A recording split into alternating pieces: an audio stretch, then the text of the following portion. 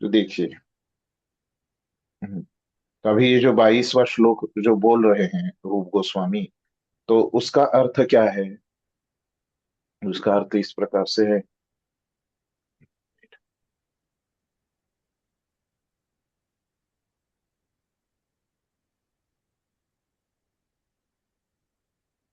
हम्म, तो वो बोल रहे 22वें श्लोक में कि भक्ति का जो सुख है, वो उस व्यक्ति के हृदय में नहीं आ सकता कि जिस व्यक्ति के हृदय में ये भुक्ति और मुक्ति की पिशाची है।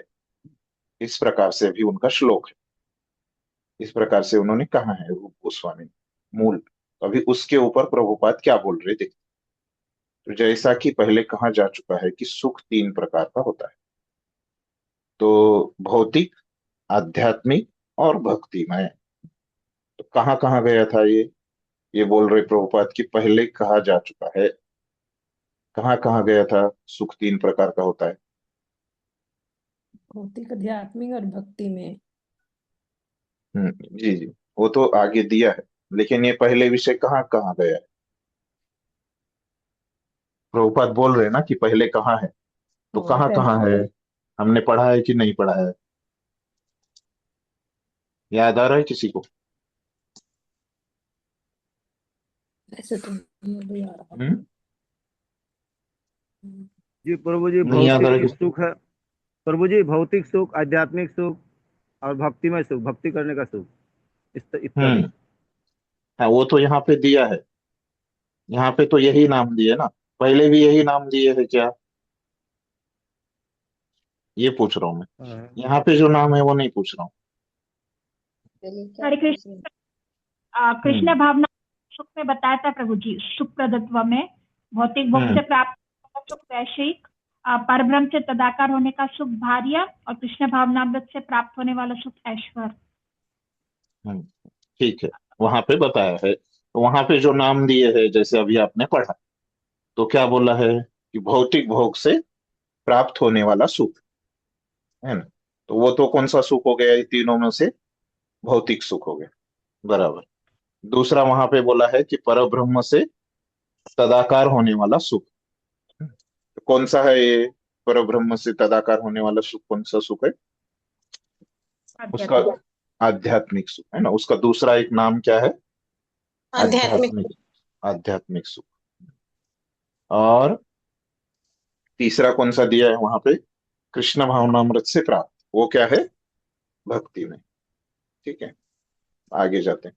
जब तक मनुष्य भौतिकता से ग्रस्त रहता है, तब तक भक्ति और इससे प्राप्त होने वाला सुख संभव नहीं है।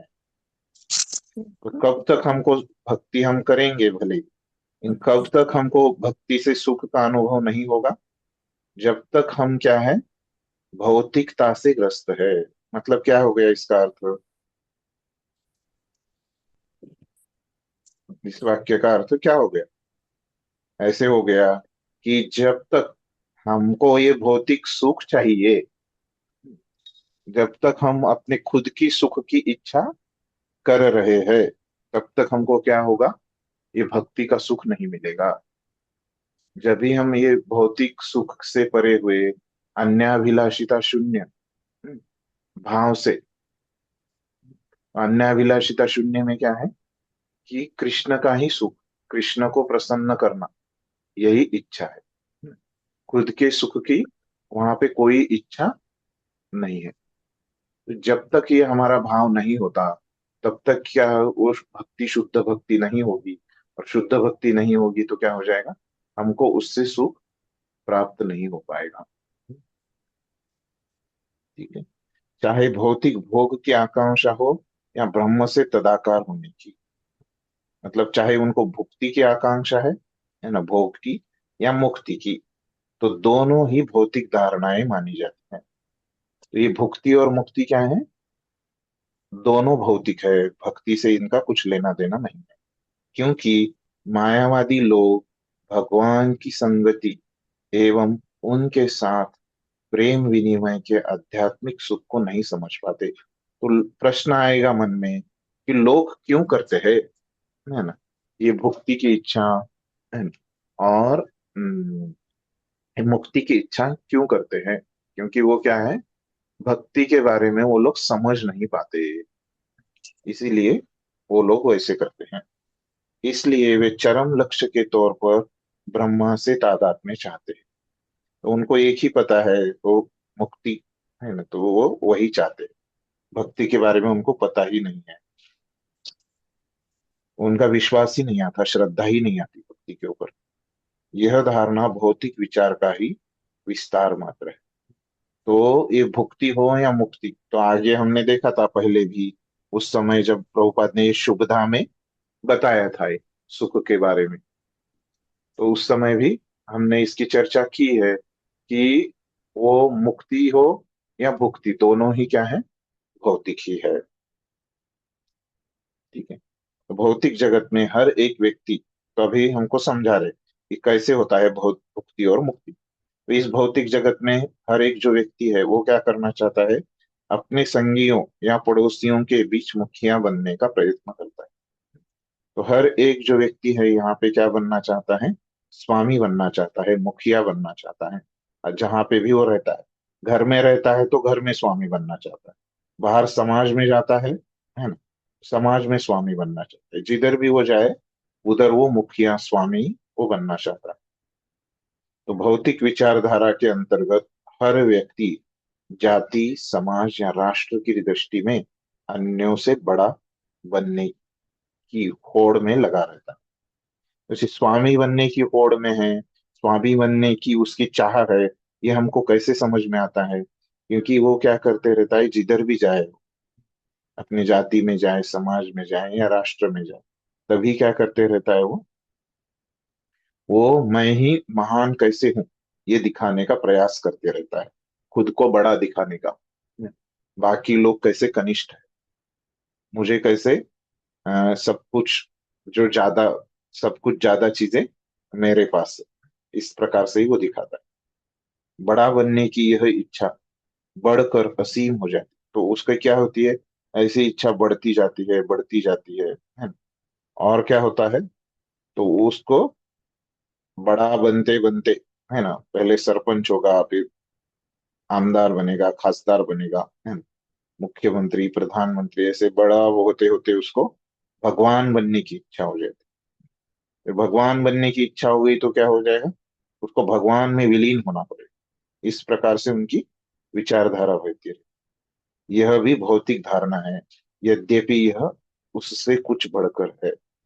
ये सब भौतिक विचार रहता है, उनको भगवान क्यों बनना है ना, क्योंकि उनको सबसे बड़ा बनना है, तो इसीलिए वो लोग भगवान बनना चाहते हैं। किंतु जीवन की पूर्ण आध्यात्मिक धारणा अपनी स्वाभाविक स्थिति या परिपूर्ण ज्ञान है, जिसके होने पर मनुष्य भगवान की दिव्य प्रेमा भक्ति में युक्त होना जान लेता है। तो क्या बोल रहे देखिए, तो जीवन की पूर्ण आध्यात्मिक धारणा अपनी स्वाभाविक स्थिति है। तो जीवन की पूर्ण आध्यात्मिक धारणा मतलब क्या, कि हमारा जो स्वभाव है वो क्या है, कि हम भगवान, वो भगवत साक्षात्कार प्राप्त करना, ये हमारा स्वभाव, ये यही हमारी स्वाभाविक स्थिति। तो ये इसका जो परिपूर्ण ज्ञान है, जिसके होने पर मनुष्य भगवान की दिव्य प्रेमा भक्ति में युक्त होना जान लेता है। तब वो, जब वो व्यक्ति जानेगा कि सबसे बड़ी चीज है कि भगवान में विलीन होना नहीं है ना? आध्यात्मिक धारणा का पूर्णत्व क्या है, कि भगवान का भगवान साक्षात्कार प्राप्त करना। ये भगवान साक्षात्कार जब बड़ा है, जब समझ जाता है उसको, तो जब उसको ये भगवान साक्षात्कार जब बड़ा है समझेगा, तो क्या हो जाएगा, तो उसकी अपनी, मैं क्या हूं, कि भगवान का सेवक हूं, ये भी चीज उसको समझ में आ जाएगी। इसका उसको परिपूर्ण ज्ञान हो जाएगा, और ऐसे होने पर वो क्या हो जाएगा, कि कैसे अभी मैं ये सेवक, अभी मेरे को तो समझ गया, लेकिन इसका मैं साक्षात्कार कैसे प्राप्त करूं, और मुझे क्या करना चाहिए, भगवान तो मेरे स्वामी है, मैं सेवक हूँ, तो मुझे फिर भक्ति करना चाहिए, ये उसको समझेगा। ये सब चीजें होगी, ऐसे उसको विश्वास आ जाएगा जाएगा भक्ति के ऊपर। फिर मनुष्य को यह जानना चाहिए कि वह सीमित है और भगवान अनंत है। तो ये हमको जानना पड़ेगा। वो समझेगा, भक्ति करेगा तो अपने आप उसको समझ में आ जाएगा। इस तरह मनुष्य के चाहने पर भी भगवान के साथ तदाकार हो पाना संभव नहीं है। तो हम चाहेंगे तो हो जाएंगे, वहां पे मुक्ति से तो हो जाएंगे, लेकिन वो क्या है, हमारी स्वाभाविक स्थिति नहीं है। जैसे हमारी स्वाभाविक स्थिति क्या है कि जमीन पे रहना, ये हमारी स्वाभाविक स्थिति है। लेकिन हम पानी के अंदर भी जा सकते हैं, लेकिन वो क्या है, हमारी स्वाभाविक स्थिति नहीं है पानी के अंदर। तो वैसे तो हम भगवान में तदाकार हो पाना संभव नहीं है, मतलब क्या है कि एक स्वाभाविक स्थिति में हो पाना संभव नहीं है, ऐसे इसका अर्थ लेना है ना। यहाँ पे प्रभुपाद ने बोला है कि भगवान से तदाकार, जैसे हमारी स्वाभाविक स्थिति जमीन पे रहने की है, और कोई बोलेगा कि पानी में जा पाना संभव नहीं है। हम्म, ऐसे इस अर्थ में प्रभुपाद ने यहाँ पे बोला है। तो जाना चाहते हैं तो हम जा सकते हैं पानी में, लेकिन क्या है, स्वाभाविक स्थिति नहीं रहने से हमको बाहर ही आना पड़ेगा। तो ऐसा तो संभव है भी नहीं। तो ये इस भाव में प्रभुपाद बोल रहे हैं, यहाँ पे शब्दों को नहीं पकड़ना है, उसके पीछे जो भाव है उसको पकड़ना है। अतएव यदि किसी व्यक्ति में भौतिक या आध्यात्मिक दृष्टि से अधिक महत्वपूर्ण बनकर अपनी इंद्रियों को तुष्ट करने की आकांक्षा रहती है। तो अभी बता रहे कि कोई कोई व्यक्तियों में क्या रहता है, तो भौतिक या आध्यात्मिक दृष्टि से अधिक महत्वपूर्ण बनकर, तो ये लोग क्या है कि खुद को ही बड़ा दिखाने की जो उनकी प्रवृत्ति है, खुद को ही वो महत्वपूर्ण समझते हैं। और ऐसे समझते हुए वो क्या करते हैं, अपने इंद्रियों को तुष्ट करना, मतलब क्या, भोग करना। तो ये भोग की इच्छा उनमें रहती है, तो वह भक्ति का असली मधुर स्वाद नहीं ले पाते। अगर ऐसे है, उनमें भुक्ति की इच्छा है, मुक्ति की इच्छा है, तो क्या है, उनको भक्ति का सुख नहीं मिलेगा। जब तक ये इच्छा नहीं जाएगी तब तक भक्ति का सुख नहीं मिलेगा। इसलिए श्रील रूप गोस्वामी इन भुक्ति तथा मुक्ति की आकांक्षाओं के पाए जाने की तुलना पिशाची, है ना, पिशाचिनी के काले जादू से करते हैं। जो काला जादू रहता है, उसमें पिशाची भूत, है ना, इस प्रकार से जो बोलते हैं। तो ये भुक्ति और मुक्ति, है ना, मोक्ष, तो ये दोनों चीजें जो है एक कैसे है, पिशाचिनी की तरह है, ऐसे रूप गोस्वामी ने बताया है। तो उसके पीछे भाव क्या है उनका, क्योंकि ये जब तक पिशाची रहेगा, है ना, अगर समझो एक भूत मेरे में प्रवेश कर जाता है, तो मैं भूल जाऊंगा कि मैं कौन हूँ। तो उसी प्रकार से ये भुक्ति और मुक्ति की इच्छा जब मेरे में है, तब क्या हो जाएगा, मैं भक्ति, ये मेरा जो स्वाभाविक स्थिति है, क्योंकि जैसे ये भूत मेरे अंदर कोई प्रवेश कर जाएगा, पिशाची मेरे अंदर चला जाएगा, तो मैं भूल जाऊंगा कि मैं अनंत विजय दास हूँ। तो उसी प्रकार से मैं भूल जाऊंगा, अगर भुक्ति और मुक्ति मेरे में आ जाएगी तो क्या है कि मैं भूल जाऊंगा कि हम्म, मेरी स्वाभाविक स्थिति भगवान का सेवक बनना, दास बनना है, ये भी मैं भूल जाऊंगा। ये मुझे याद ही नहीं आएगा। कोई मुझे समझाएगा, अगर मेरे अंदर भूत है, मेरे को समझाएगा कि तू ये नहीं है ना, जो भूत गया वो बोलेगा कि वो उसका नाम लेगा, है ना, जिसका भूत मेरे अंदर गया है ना। तो आप लोग मुझे बताएंगे कि नहीं नहीं आप अनंत विजय दास हो, ऐसे बताएंगे, तो भी मैं विश्वास नहीं रखूंगा। तो उसी प्रकार से ये लोग रहते हैं, तो उनको बोलेंगे ये आपकी स्वाभाविक स्थिति है कि भगवान का भक्त बनना, भगवान का सेवक बनना। मैं बोलते कि नहीं नहीं। तो इस प्रकार से वो बोलते रहते, क्योंकि उनके अंदर ये भूत गया है। इस प्रकार से ये उपमा देके वो समझा रहे। और ये दोनों ही कष्टप्रद है, तो ये दोनों में भी बहुत कष्ट है। भुक्ति का अर्थ है भौतिक भोग, और मुक्ति का अर्थ है भौतिक चिंता, है ना, ये पहले ही बताया। भौतिक चिंता से मुक्त होकर, भौतिक दुखों से मुक्त होकर भगवान से तदाकार, ठीक है। इन आकांक्षाओं की तुलना भूत प्रेत तथा पिशाचिनियों द्वारा पीछे पड़ जाने से की जाती है। तो ये समझाया मैंने, उपमा भी आपको समझाई कि कैसे है उपमा। क्योंकि भौतिक भोग या भगवान से तदाकार होने की इच्छा के रहते हुए मनुष्य भक्ति का वास्तविक दिव्य स्वाद नहीं ले पाता। वही बात अंतिम वाक्य में भी फिर से दोहराई कि जब तक ये भुक्ति मुक्ति है तब तक क्या हो जाएगा, भक्ति का सुख प्राप्त नहीं होगा। निशांत प्रभु। हरे कृष्णा प्रभु जी, दंडवत प्रणाम। जी प्रभु जी। जी, ये सुख का 3 प्रकार जो होते हैं, भौतिक, आध्यात्मिक और भक्तिमय। तो आध्यात्मिक और भक्तिमय, ये इसमें हम्म। अंतर क्या है प्रभु जी? ये क्लियर नहीं है। वही जो हमें अभी चर्चा किया, आध्यात्मिक सुख मतलब आध्यात्मिक कार्य। तो ये सभी आध्यात्मिक कार्य मतलब ऐसे कार्य रहते हैं जो शरीर के स्तर पे नहीं है, जो शरीर के स्तर पे रहते हैं, जो पदार्थों के स्तर पे रहता है, वो भौतिक होगा। बराबर है। हम्म, तो शरीर हम्म, के छोड़ के, है ना, जो सूक्ष्म स्तर आत्मा के स्तर पे है, वो सब क्या हो गया, आध्यात्मिक हो गया। तो अभी 3 प्रकार के जो सुख है वो कौन से है बताइए। ये समझ गए आपको आध्यात्मिक क्या है, भौतिक क्या है पहले। हाँ, ये समझ गया प्रभु जी, आध्यात्मिक और हाँ, अभी भक्तिमय। 3 प्रकार के सुख आगे बताइए क्या है। भौतिक, आध्यात्मिक, भक्तिमय। हम्म।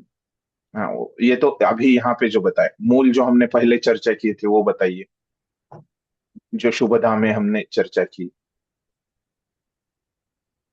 उसका पेज नंबर मैं बताता हूँ आपको। पेज नंबर 11 पे दिए, उसका अध्याय कौन सा है, पहला अध्याय है क्या, वो निकालिए आप। हाँ, पहले अध्याय में 11 पेज नंबर आपकी किताब में निकालिए, वहां से पढ़िए, आपको याद नहीं है तो। जी, किताब है क्या आपके पास। हाँ जी, हाँ जी। कृष्ण हम्म, भावनामृत में सुख। हाँ, उसका पढ़िए, पहला परिचित पढ़िए। जी, श्री रूप गोस्वामी ने सुख के विभिन्न स्रोतों का विश्लेषण किया है। उन्होंने हम्म, सुख की 3 श्रेणियां बताई हैं। हम्म, भौतिक भोग से प्राप्त होने वाला सुख, वैषयिक, हम्म, पर ब्रह्म से तदाकार होने का सुख ब्रह्म, और हम्म, कृष्ण भावनामृत से प्राप्त होने वाला सुख ऐश्वर्य। तो अभी देखिए, तो अभी यहाँ पे वो बोल रहे हैं कि पहला जो, वो क्या है, भौतिक भोग से मतलब शरीर के लिए जो भी भोग करता है व्यक्ति, उससे जो सुख प्राप्त होने वाला है वो भौतिक सुख। ये समझ गया। दूसरे जी, प्रकार का वो बता रहे हैं, है ना, कि पर ब्रह्म से तदाकार होने का मतलब क्या करना चाहता है व्यक्ति, ये भौतिक जगह, ये जगत के दुखों से मुक्त होके, हम्म क्या करना चाहता है, वो भगवान में विलीन होना चाहता है, ब्रह्मन में विलीन होना चाहता है, पर ब्रह्म से तदाकार होना चाहता है। तो उससे जो सुख प्राप्त होता है, तो वो तो उसको शरीर से नहीं प्राप्त हो रहा है ना। तो वो जी, किस किस कौन से स्तर पे प्राप्त हो रहा है उसको, आध्यात्मिक। ना उसका नाम आध्यात्मिक है, लेकिन शरीर के स्तर पे है या किसके स्तर पे है, आत्मा के आत्मा स्तर के, पर पर। आत्मा के स्तर पे है ना, तो आध्यात्मिक हो गया। फिर अभी, प्राथमिक। हाँ जी जी, तो अभी तीसरे प्रकार का जो सुख है वो किससे प्राप्त हो रहा है, भक्ति से। भक्ति से। जी, कृष्ण भावनामृत से मतलब भक्ति से, एक ही है दोनों, जी, है ना। तो जी, भक्ति भी क्या है, आध्यात्मिक ही है, लेकिन आध्यात्मिक में वो विशेष है। हम्म, भक्ति का सुख क्या है, आध्यात्मिक सुख का ही भाग, क्योंकि वो भी आत्मा के स्तर पे ही है भक्ति, या शरीर के स्तर पे। आत्मा के स्तर पर। हाँ, आत्मा के स्तर। तो भक्ति भी आध्यात्मिक ही है, लेकिन आध्यात्मिक में क्या है, भक्ति का विशेषता है ना, वो क्या है कि वहां पे सेवक की भावना से वो करता है, भगवान की प्रसन्नता के हेतु से वो करता है, खुद की प्रसन्नता की वहां पे इच्छा नहीं। जी लेकिन वो प्रभु। स्तर अगर आत्मा का है तो वो सभी सुख उसमें, तो ऐसे मोटा मोटी सुख के कितने प्रकार हो गए, दो ही हो गए। तो एक तो भौतिक जो शरीर के स्तर पे है, और एक आत्मा के स्तर पे आध्यात्मिक। लेकिन ये आध्यात्मिक में विशेष क्या है, ये एक जो है आध्यात्मिक, उसमें खुद को सुख देना रहता है। लेकिन भक्ति का सुख क्या है, उसको सुख मिलता है लेकिन वो मांगता नहीं, वो भगवान को देना चाहता है ना। इसीलिए आध्यात्मिक में दो प्रकार है फिर से। ठीक है जी, थैंक यू सो मच प्रभु जी। ठीक। अभी हम आगे बढ़ते हैं। और किसी को कुछ पूछना है? ना प्रभु जी, हाँ आध्यात्मिक बोलिए। सुख में विशेष जो है वो भक्ति का सुख है ना। जी जी जी। हाँ जी। हम्म, कैसे आया समझाना आपको? जी ठीक। तो अभी हम देख रहे, हाँ, तो यहाँ तक 22 तक हमने देखा है। ठीक है, अगला पढ़िए। किसका है? 1 से 55 तक हो गए थे ना पढ़ने के? बाबू जी हरे कृष्ण। हरे हाँ, कृष्ण आपने नहीं पढ़ा ना? नहीं बोल गुरु जी हमने मैंने भी नहीं पढ़ा। नहीं पढ़ा 55 है? 55 नहीं नहीं पढ़ा? नहीं 50 सुन तक हो गया था क्या फिर? हाँ हाँ, जी आगे 50 क्या पढ़िए? 51 से 55 तक पढ़िए। कोई? हरे कृष्णा। हाँ गुरु जी मैं पढ़िए। पढ़ूं। हम्म शुद्ध भक्त की मुक्ति को की परवाह कभी भी नहीं रहती। हम्म चैतन्य महाप्रभु कृष्ण से प्रार्थना करते हैं, हे नंदलाल, मुझे न तो अनेक अनुयायियों के रूप में कोई भौतिक सुख चाहिए, न प्रभुत संपत्ति का ऐश्वर्य, न सुंदर पत्नी और न ही मुझे भव बंधन से मुक्ति चाहिए।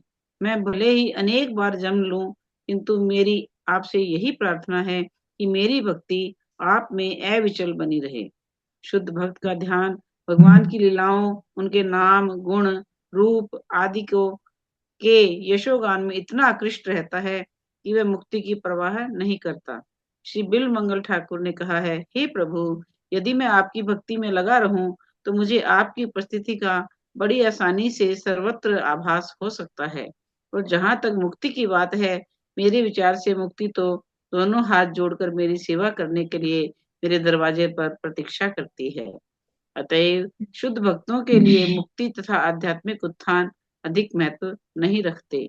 इस संदर्भ जी। में नहीं श्रीमद् नहीं, बस भागवत में हरे कृष्णा। हाँ, धन्यवाद हरे कृष्ण धन्यवाद। तो ये हरे दो कृष्ण। परिच्छेद ही लिखे हैं 23वें श्लोक में, है ना। तो अभी ये पिछले श्लोक में जो बताया कि जब तक ये मुक्ति और भुक्ति की इच्छा है तब तक क्या रहेगा, क्या होगा तब तक? शुद्ध भक्ति नहीं होगी। और क्या होगा? शुद्ध भक्ति नहीं होगी, बराबर। और क्या होगा? जब तक ये इच्छाएं रहेगी तब तक हमको ये भक्ति का सुख अनुभव नहीं नहीं होगा। होगा। भक्ति का जो सुख है वो हम अनुभव नहीं कर सकते। कब तक? ये जब तक भुक्ति और मुक्ति की इच्छा है तब तक। तो और ये भक्ति और मुक्ति को, सॉरी भुक्ति, है ना, भुक्ति और मुक्ति को क्या बोला आचार्यों ने, रूप गोस्वामी ने? इनको उपमा की कि पिशाची, इस तरह से उन्होंने नाम दिया है।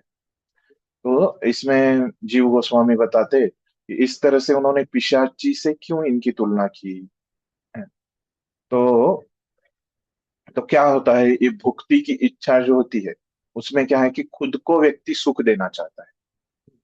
तो खुद को जब व्यक्ति सुख दे रहा है तो क्या हो जाता है, तो उसकी भक्ति करने की इच्छा ढक जाती है, वो आवृत हो जाती है। तो ये क्योंकि अ, भक्ति करने की भी एक इच्छा होनी चाहिए ना, तभी व्यक्ति भक्ति करे। तो वो इच्छा उसकी चली जाती, खुद को सुख देने की इच्छा रह जाती है। इसीलिए इसको पिशाची इस प्रकार से वो निकाल लेती है ना।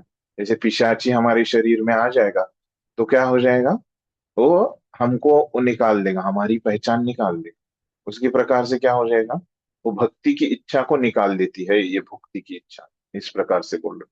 फिर दूसरा जो बताते हैं मुक्ति में क्या समस्या है, वो बताते हैं कि ये मुक्ति का जो केंद्र बिंदु है वो क्या रहता है। जैसे आपने सुना होगा, भक्त बोलते हैं कि हमेशा कृष्ण को अपने जीवन में केंद्र स्थान पे रखो, है ना। अपने जीवन के केंद्र में कृष्ण को रखो। लेकिन ये मुक्ति करने वाले व्यक्ति का केंद्र क्या रहता है कि वो खुद रहता है। खुद को दुखों से मुक्त करना है, ऐसे सोचते रहता है। तो वो बता रहे हैं जीव गोस्वामी कि वो केंद्र में खुद को रखता है। इसीलिए जैसे जो भूत है उसका जो केंद्र है, पिशाची जो है उसका केंद्र वो खुद रहता है ना, अन्य किसी के बारे में सोचता है। जो भूत है उसकी जो अतृप्त इच्छाएं हैं, तो उसके कारण वो भूत बनता है ना, वो शरीर में पूरा नहीं कर पाता, इसीलिए वो भूत बनता है। फिर वो इस प्रकार से वो उसकी जो इच्छाएं पूरी करने पे ही वो लगा रहता है दुखों से मुक्त होने की। तो इसीलिए उसको भी भूत कहा है। ये दो मुद्दे यहाँ पे पिछले इसमें बताने के रह गए थे मेरे। ठीक है। तो अभी यहाँ पे जो श्लोक अगला 23वां जो श्लोक है, तो उसमें क्या बता रहे हो रूप गोस्वामी, कि जब हमको ये भक्ति का करते हैं, तो भक्ति में क्या आता है कि भगवान के नामों का जप आता है। भगवान के बारे में हम श्रवण करते हैं, भक्ति के जो शास्त्र है उनसे श्रवण करते हैं, है ना? भक्तों से उनके बारे में सुनते हैं। तो क्या हो जाता है, ऐसे अगर कोई भक्ति के कार्यों में व्यक्ति लगा है, तो क्या हो जाता है, उसका मन जो है उसमें पूरा क्या हो जाएगा, उसके मन में वही विचार चलते रहे, किसका, भक्ति के कार्यों का, कि मैं कैसे अभी जो भगवान के लिए भोग बना रहा है ना, तो क्या विचार करेगा, कैसे मैं भगवान के लिए आज कौन सा व्यंजन बनाऊं, कैसे बनाऊं, क्योंकि एक व्यंजन बनाने के बहुत सारे तरीके है ना। ये सब्जी बनाऊं तो कैसे बनाऊं, सब्जी को मैं कैसा काटूं, है ना, यही उसके मन में वो विचार चलते रहता है। तो उसके मन में यही विचार चलते रहता है, तो क्या हो जाता है कि अन्य कुछ विचार करने के लिए, उसके जीवन में अन्य कुछ करने के लिए कुछ उसका ध्येय रहता ही नहीं।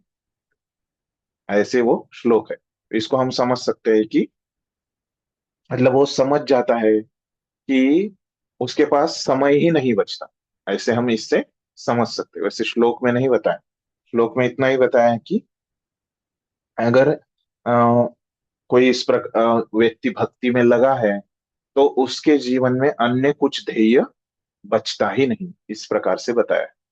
तो इस प्रकार से ध्येय बचता ही नहीं मतलब क्या है कि उसके पास समय ही नहीं है अन्य चीजों के बारे में सोचने का, क्योंकि वो भक्ति में ही सोचने का उसका समय चला जाता है, समय ही बचता नहीं उसके पास। इस प्रकार से श्लोक है। तो उसके ऊपर प्रभुपाद ने दो परिच्छेद लिखे। क्या बोल रहे प्रभुपाद, हम देखते हैं। शुद्ध भक्त को मुक्ति की परवाह कभी नहीं रहती। तो देखिए, वो उसको अभी परवाह उसके मन में आती ही नहीं, है ना। वो भक्ति करने में इतना व्यस्त है कि अभी वो उसका विचार ही नहीं कर रहा है, परवाह ही नहीं कर रहा है। ये जो श्लोक है उसके बारे में बोल रहे हैं। फिर बोल रहे हैं कि चैतन्य महाप्रभु ने भी ऐसे ही एक प्रार्थना की है शिक्षाष्टकम में, तीसरा श्लोक, न धनम न जनम न सुंदरी, है ना, वो वाला। तो क्या बोल रहे चैतन्य महाप्रभु, हे नंदलाल, मुझे न तो अनेक अनुयायियों के रूप में, है ना, न न जन्म, है ना, न जन्म हो गया, अनुयायी है, न कोई भौतिक सुख चाहिए, है ना, न धनम न जन्म न सुंदरी, भौतिक सुख में धन से हमको भौतिक सुख मिलता है, कविता, है ना, ये कविता की बात कर रहे, लोग स्तुति कर रहे मेरी, है ना, न कविता न जगदीश कावे, है। तो ये न जन्म के लिए बोला, अनुयायी नहीं चाहिए, न कविता, भौतिक सुख नहीं चाहिए, है ना, न धनम, है ना, संपत्ति नहीं चाहिए, न सुंदरी पत्नी चाहिए, है ना, आ, और ये भवबंधन से मुझे मुक्ति भी नहीं चाहिए। मैं भले ही अनेक बार जन्म ले लूं, मम जन्मनि जन्मनीश्वरे भवतात भक्तिर अहेतुकी त्वयि। तो क्या मांग रहे वो, बार बार, है ना। तो हमने देखा कि अन्याभिलाषिता शून्य का एक अर्थ क्या है, कि अगर कोई व्यक्ति भक्ति करता है ना, तो बिना मतलब के तो नहीं करेगा, है ना। तो भक्ति करने के बाद उसको चाहिए क्या, और भक्ति चाहिए, और कुछ भौतिक नहीं चाहिए उसको, है ना, सुख संपत्ति और कुछ उसको चाहिए नहीं, और कुछ इच्छा नहीं उसको, और भक्ति ही चाहिए। चैतन्य महाप्रभु ने भी इस प्रकार से ही प्रार्थना की है। फिर शुद्ध भक्त का ध्यान भगवान की, फिर वो क्या करता है, तो उसका जो ध्यान है, मन है, पूरा क्या हो गया, भगवान की लीला में, मतलब भक्ति करने में, नाम गुण रूप, है, वो श्रवण कर रहा है भक्ति का, तो उसमें लग गया, आकृष्ट रहा है, कि वह मुक्ति की परवाह नहीं करता, श्री बिल्वमंगल ठाकुर ने कहा है, हे प्रभु, बिल्व चैतन्य महाप्रभु ने भी इसी प्रकार से प्रार्थना किया। वो भी शुद्ध भक्त है। और बिल्वमंगल ठाकुर जो भी शुद्ध भक्त है, वो भी क्या बोल रहे हैं कि यदि मैं आपकी भक्ति में लगा रहूं तो मुझे आपकी उपस्थिति का बड़ी आसानी से सर्वत्र आभास हो सकता है। तो मैं जब भक्ति कर रहा हूं तो हमेशा क्या होता है, आपका अस्तित्व है ना, मुझे हमेशा मैं उसका अनुभव करता हूँ, आपकी उपस्थिति का। और जहां तक मुक्ति की बात है, मेरे विचार से मुक्ति तो दोनों हाथ जोड़कर है कि भगवान वहां पे उपस्थित है, तो इसलिए क्या हो जाएगा, वो जो मुक्ति है ना, वो मुक्ति की जो देवी है वो क्या करेगी, वो बोल रहे कि ऐसे भक्त के सामने हाथ जोड़ के वो प्रतीक्षा करेगी। तो अतएव शुद्ध भक्तों के लिए मुक्ति तथा आध्यात्मिक उत्थान अधिक महत्व नहीं रखते हैं। इसलिए जो भक्त है उनके लिए क्या, ये भुक्ति मुक्ति ये कुछ मायने नहीं रखता। आध्यात्मिक उत्थान मतलब आपको बताया कि आत्मा के स्तर का, लेकिन वो भक्ति नहीं है ऐसा आध्यात्मिक। तो वो भक्तों के लिए क्या है, भक्ति ही मायने रखती है और कुछ मायने नहीं रखता। इस प्रकार से यहाँ पे बोल रहे हैं। यहाँ पे हमको क्या समझ में आ गया कि भक्ति कितनी श्रेष्ठ है, कि उससे क्या हो जाता है, ये भुक्ति और मुक्ति की इच्छा भी चली जाती है। तो दोनों तरीकों से है। देखिए, जो भक्ति कर रहे हैं शुद्ध भक्ति, तो उनमें ये इच्छाएं आती नहीं। और आपको अगर शुद्ध भक्ति करना है तो शुरू में क्या करना पड़ेगा, पिछले श्लोक में बोला कि जब तक आप इसको छोड़ोगे नहीं तब तक आपकी शुद्ध भक्ति नहीं होगी। यानी एक बार आप शुद्ध भक्ति में लग गए, है ना, तो क्या हो जाएगा कि जैसे हम साइकिल चलाते हैं, है ना, तो ये उदाहरण देखिए, तो साइकिल जब तक हम जमीन से पैर ऊपर नहीं उठाएंगे, है ना, तो क्या हो जाएगा, जब तक दोनों पैर हम पैडल पे नहीं रखेंगे तो साइकिल ठीक से चलेगी नहीं, है। और एक बार हमारे दोनों पैर दोनों पैडल पे आ गए तो फिर क्या है, हमारे पैर जमीन पे नहीं रखे। ये दोनों तरफ से होता है।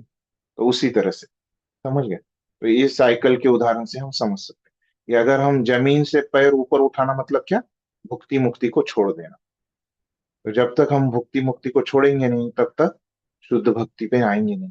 और एक बार दोनों पैर पैंडल में आ गए, मतलब एक बार शुद्ध भक्ति में आए, तो जमीन के पे पैर रखने का हम सोचेंगे ही नहीं, है ना, तो भुक्ति मुक्ति में सोचेंगे। वैसे ये दो श्लोकों में दोनों दृष्टिकोण से बताया है हमको।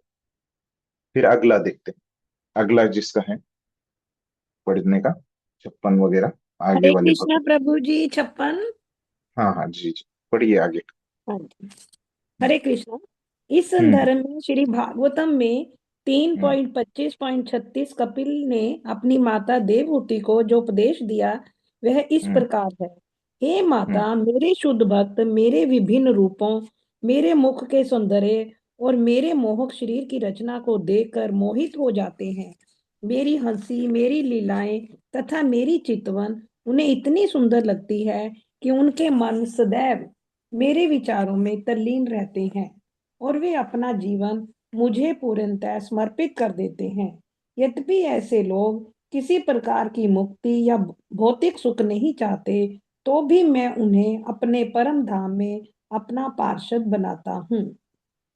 श्रीमद् भागवतम का यह प्रमाण शुद्ध भक्तों को आश्वासन दिलाता है कि वे भगवान की संगति प्राप्त कर सकते हैं।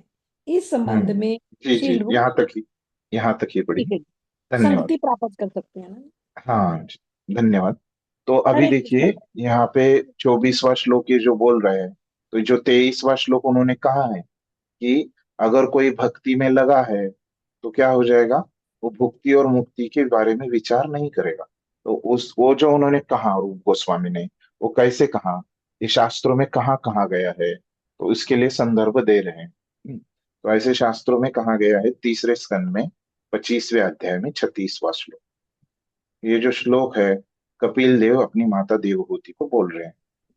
तो वो श्लोक में क्या बोल रहे हैं कि हे माता, मेरे शुद्ध भक्त मेरे विभिन्न रूपों, मेरे मुख के सौंदर्यों और मेरे मोहक शरीर की रचना को देखकर मोहित हो जाते हैं। मतलब क्या कर रहे हैं तो वो भक्त क्या कर रहा है, भगवान का दर्शन ले रहा है ना? भगवान के रूप का अनुभव कर रहा है ना? तो आगे जाके हमको समझेगा कि अभी हमको वो हमने पढ़ा नहीं, मतलब रूप गोस्वामी ने ही हमको बताया नहीं कि भक्ति कैसे करने का। तो भगवान का दर्शन करना ये भी क्या है, भक्ति का एक अंग है। अंग मतलब क्या है, इसकी भी आगे व्याख्या आएगी। तो अभी आसान शब्दों में समझ लीजिए कि अंग मतलब एक भक्ति करने का एक तरीका। ऐसे इतना समझ लीजिए। तो अभी क्या होता है कि एक वो बोल रहे हैं, कपिल देव जो बोल रहे हैं, वो क्या बोल रहे हैं, ये भगवान कपिल है, हाँ? अपने क्रिकेट वाले कपिल नहीं। तो भगवान कपिल देव बोल रहे हैं कि अभी कोई जो भक्त है मेरे दर्शन ले रहा है, तो क्या हो जाता है कि मेरे सौंदर्य और मोहक शरीर की रचना को देखकर वो मोहित हो जाता है, मतलब वो उसी में पूरा ध्यान लगा लेता है।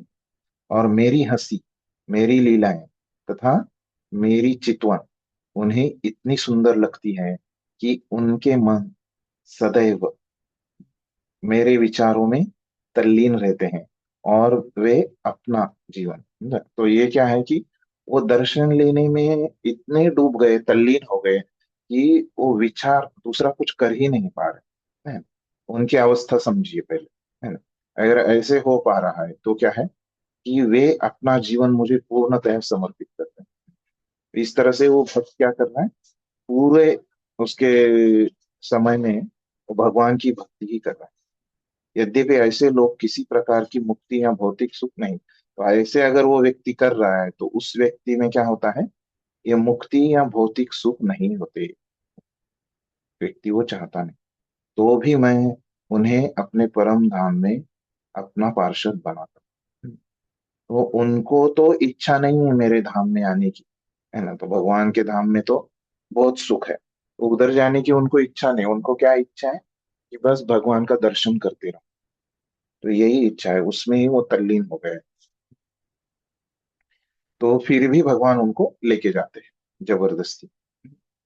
श्रीमद् भागवत का यह प्रमाण शुद्ध भक्तों को आश्वासन दिलाता है कि वे भगवान की संगति प्राप्त कर सकते हैं। तो यहाँ पे और एक सीख हम प्राप्त कर सकते हैं। ये तो हो गई हमारा विषय से संदर्भ में नहीं है, लेकिन और एक यहाँ पे हमको समझ में आता है कि भक्ति करने से क्या हो जाता है, शुद्ध भक्ति करने से हमको भगवान का संग भी मिलता है। मतलब भक्त नहीं चाहता, है ना, वो भक्त नहीं चाह रहा संग, लेकिन उसको मिल जाता है। ये बात प्रभुपाद हमको यहाँ पे बता रहे हैं। ठीक है। हाँ, तो हाँ, तो ये तो संदर्भ दिया इसके श्लोक में, है ना? तो यहाँ पे हमको समझ में आ गया कि जब भक्ति है ना, कोई करता है तो क्या हो जाता है उसमें, अपनी मन और इंद्रिय, है ना, उसमें ही वो तल्लीन हो जाती है अगर कोई शुद्ध भक्ति का अभ्यास करता है तो ये भक्ति करने के अनेक अनेक तरीके हैं। तो आचार्य बताते हैं कि क्या हो जाता है कि कोई शुद्ध भक्ति करता है तो व्यक्ति इतना वो दैन्य अवस्था प्राप्त करता है कि दैन्य व्यक्ति का कैसे रहता है कि दैन्य व्यक्ति को लगता है, मतलब एकदम वो गरीब व्यक्ति है तो मैं कुछ, मुझे चाहिए ही नहीं, ऐसे उसका ऐसे हीन भावना रहती है।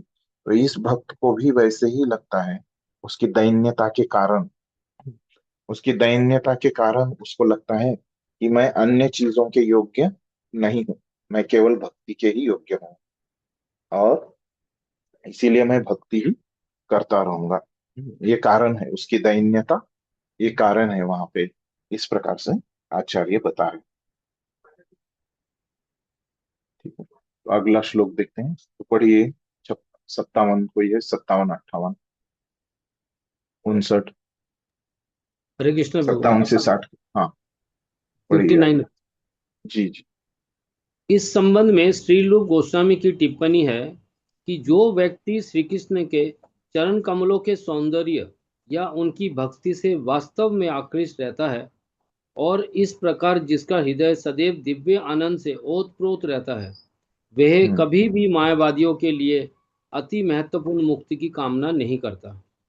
हम्म। श्रीमद् भागवत तो में ही नहीं, यहाँ 3 पे ठीक है, तो ये 25वें श्लोक पे इतना ही बताया है ना, तो वही जो 24वें श्लोक में बताया, 23वें में जो बताया वही बात यहाँ पे 25वें में बताई है। ये जो भक्ति करता है ना, मतलब क्या कर रहा है उसमें, यहाँ पे विशेष क्या बता रहे हैं कि श्रील रूप गोस्वामी की टिप्पणी इस पे ऐसे है कि अगर कोई भगवान के चरण कमलों का दर्शन कर रहा है, उनकी भक्ति कर रहा है। यहाँ पे भक्ति करने का एक तरीका, कोई भी तरीकों से वो भक्ति कर रहा है तो क्या होता है, उसका हृदय सदैव दिव्य आनंद से ओतप्रोत रहता है, तो उसको आनंद जरूर मिलेगा। भक्ति कर रहा है मतलब यहाँ पे शुद्ध भक्ति कर रहा है तो उसको आनंद जरूर मिलेगा, है ना, वह कभी भी ऐसे मुक्ति या भक्ति की इच्छा नहीं करेगा। अगला पढ़िए प्रभु जी। आप हरे ही कृष्ण। पढ़िए, थोड़ा सा ही पढ़ा आपने। हाँ। ठीक है, बोलिए। श्रीमद् भागवत में ही 3.4.15 एक अन्य मिलता जुलता अंश आता है जिसमें भगवान कृष्ण को संबोधित करते हैं हुए उद्धव कहते हैं, हे प्रभु, जो लोग आपकी दिव्य प्रेमा भक्ति में लगे हुए हैं उन्हें धर्म, अर्थ, काम तथा मोक्ष से कुछ भी लेना देना नहीं रहता। हालांकि वे इन विभिन्न स्रोतों से सुख की प्राप्ति बड़ी आसानी से कर सकते हैं। हे प्रभु, इन सब सुविधाओं के होते हुए भी मुझे ऐसा फल नहीं चाहिए। मेरी आपसे यही प्रार्थना है कि आपके चरण कमलों में मेरी अविचल श्रद्धा तथा भक्ति बनी रहे। धन्यवाद। अभी इसका संदर्भ दे रहे हैं जो अभी उन्होंने कहा 25वें श्लोक में, कि जो भक्ति करता है उसको अन्य इच्छा कुछ होती नहीं। तो ऐसे कहाँ कहाँ गया है, तो श्रीमद् भागवत के तीसरे स्कंद के चौथे अध्याय के 15वें श्लोक में, ये जो श्लोक है उद्धव, है ना, आपको पता है ना उद्धव, तो भगवान के जो पार्षद है उद्धव जी, वो भगवान को बोल रहे हैं, वो क्या बोल रहे हैं, हे प्रभु, जो लोग आपकी दिव्य प्रेमा भक्ति में लगे हुए हैं उन्हें धर्म, अर्थ, काम तथा मोक्ष से कुछ भी लेना देना नहीं रहता, तो अन्य कुछ भी उनको चाहिए नहीं, मोक्ष भी नहीं चाहिए। हालांकि वे विभिन्न स्रोतों से सुख की प्राप्ति बड़ी आसानी से कर सकते हैं, तो ये अगर लेंगे तो बहुत आसानी से सुखी जीवन वो जी सकते हैं भक्त लोग, और उनको वो मिल रहा है। ऐसे नहीं कि उनको मिलता नहीं इसलिए उनको नहीं चाहिए, उनको वो मिल रहा है ना? उनके लिए ये उपलब्ध है ये चीज, फिर भी वो नहीं लेते हैं। हे प्रभु, इन सब सुविधाओं के होते हुए भी मुझे ऐसा फल नहीं चाहिए। तो वो भी बोल रहे कि भक्त लोग ऐसे करते हैं तो मैं भी भक्त लोगों का अनुसरण करते हुए मैं भी वैसे ही करना चाहता हूँ। मेरी आपसे यही प्रार्थना है कि आपके चरण कमलों में मेरी अविचल श्रद्धा तथा भक्ति बने। तो आप मुझे एक ही आशीर्वाद दीजिए कि मैं ऐसे ही जो अभी भक्ति कर रहा हूँ वो करते रहूं। फिर अब 27वें श्लोक में भी एक संदर्भ दे रहे हैं, पढ़िए कोई और।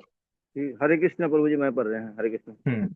हम्म। 57। इसी प्रकार श्रीमद् भागवतम में 3.25.34 हम्म। एक अंश आता है जहाँ हम्म। कपिल देव अपनी माता को उपदेश देते हैं, हे हम्म। माता, वे भक्त जिसके हृदय में चरण कमलों की सेवा से सदा पूरित रहते हैं और जो मुझे प्रसन्न करने के लिए कुछ भी करने को तैयार रहते हैं, विशेषतः वे भाग्यशाली भक्तगण जो मेरे गुण, लीला तथा स्वरूप को समझने के लिए एकत्र होते हैं और सामूहिक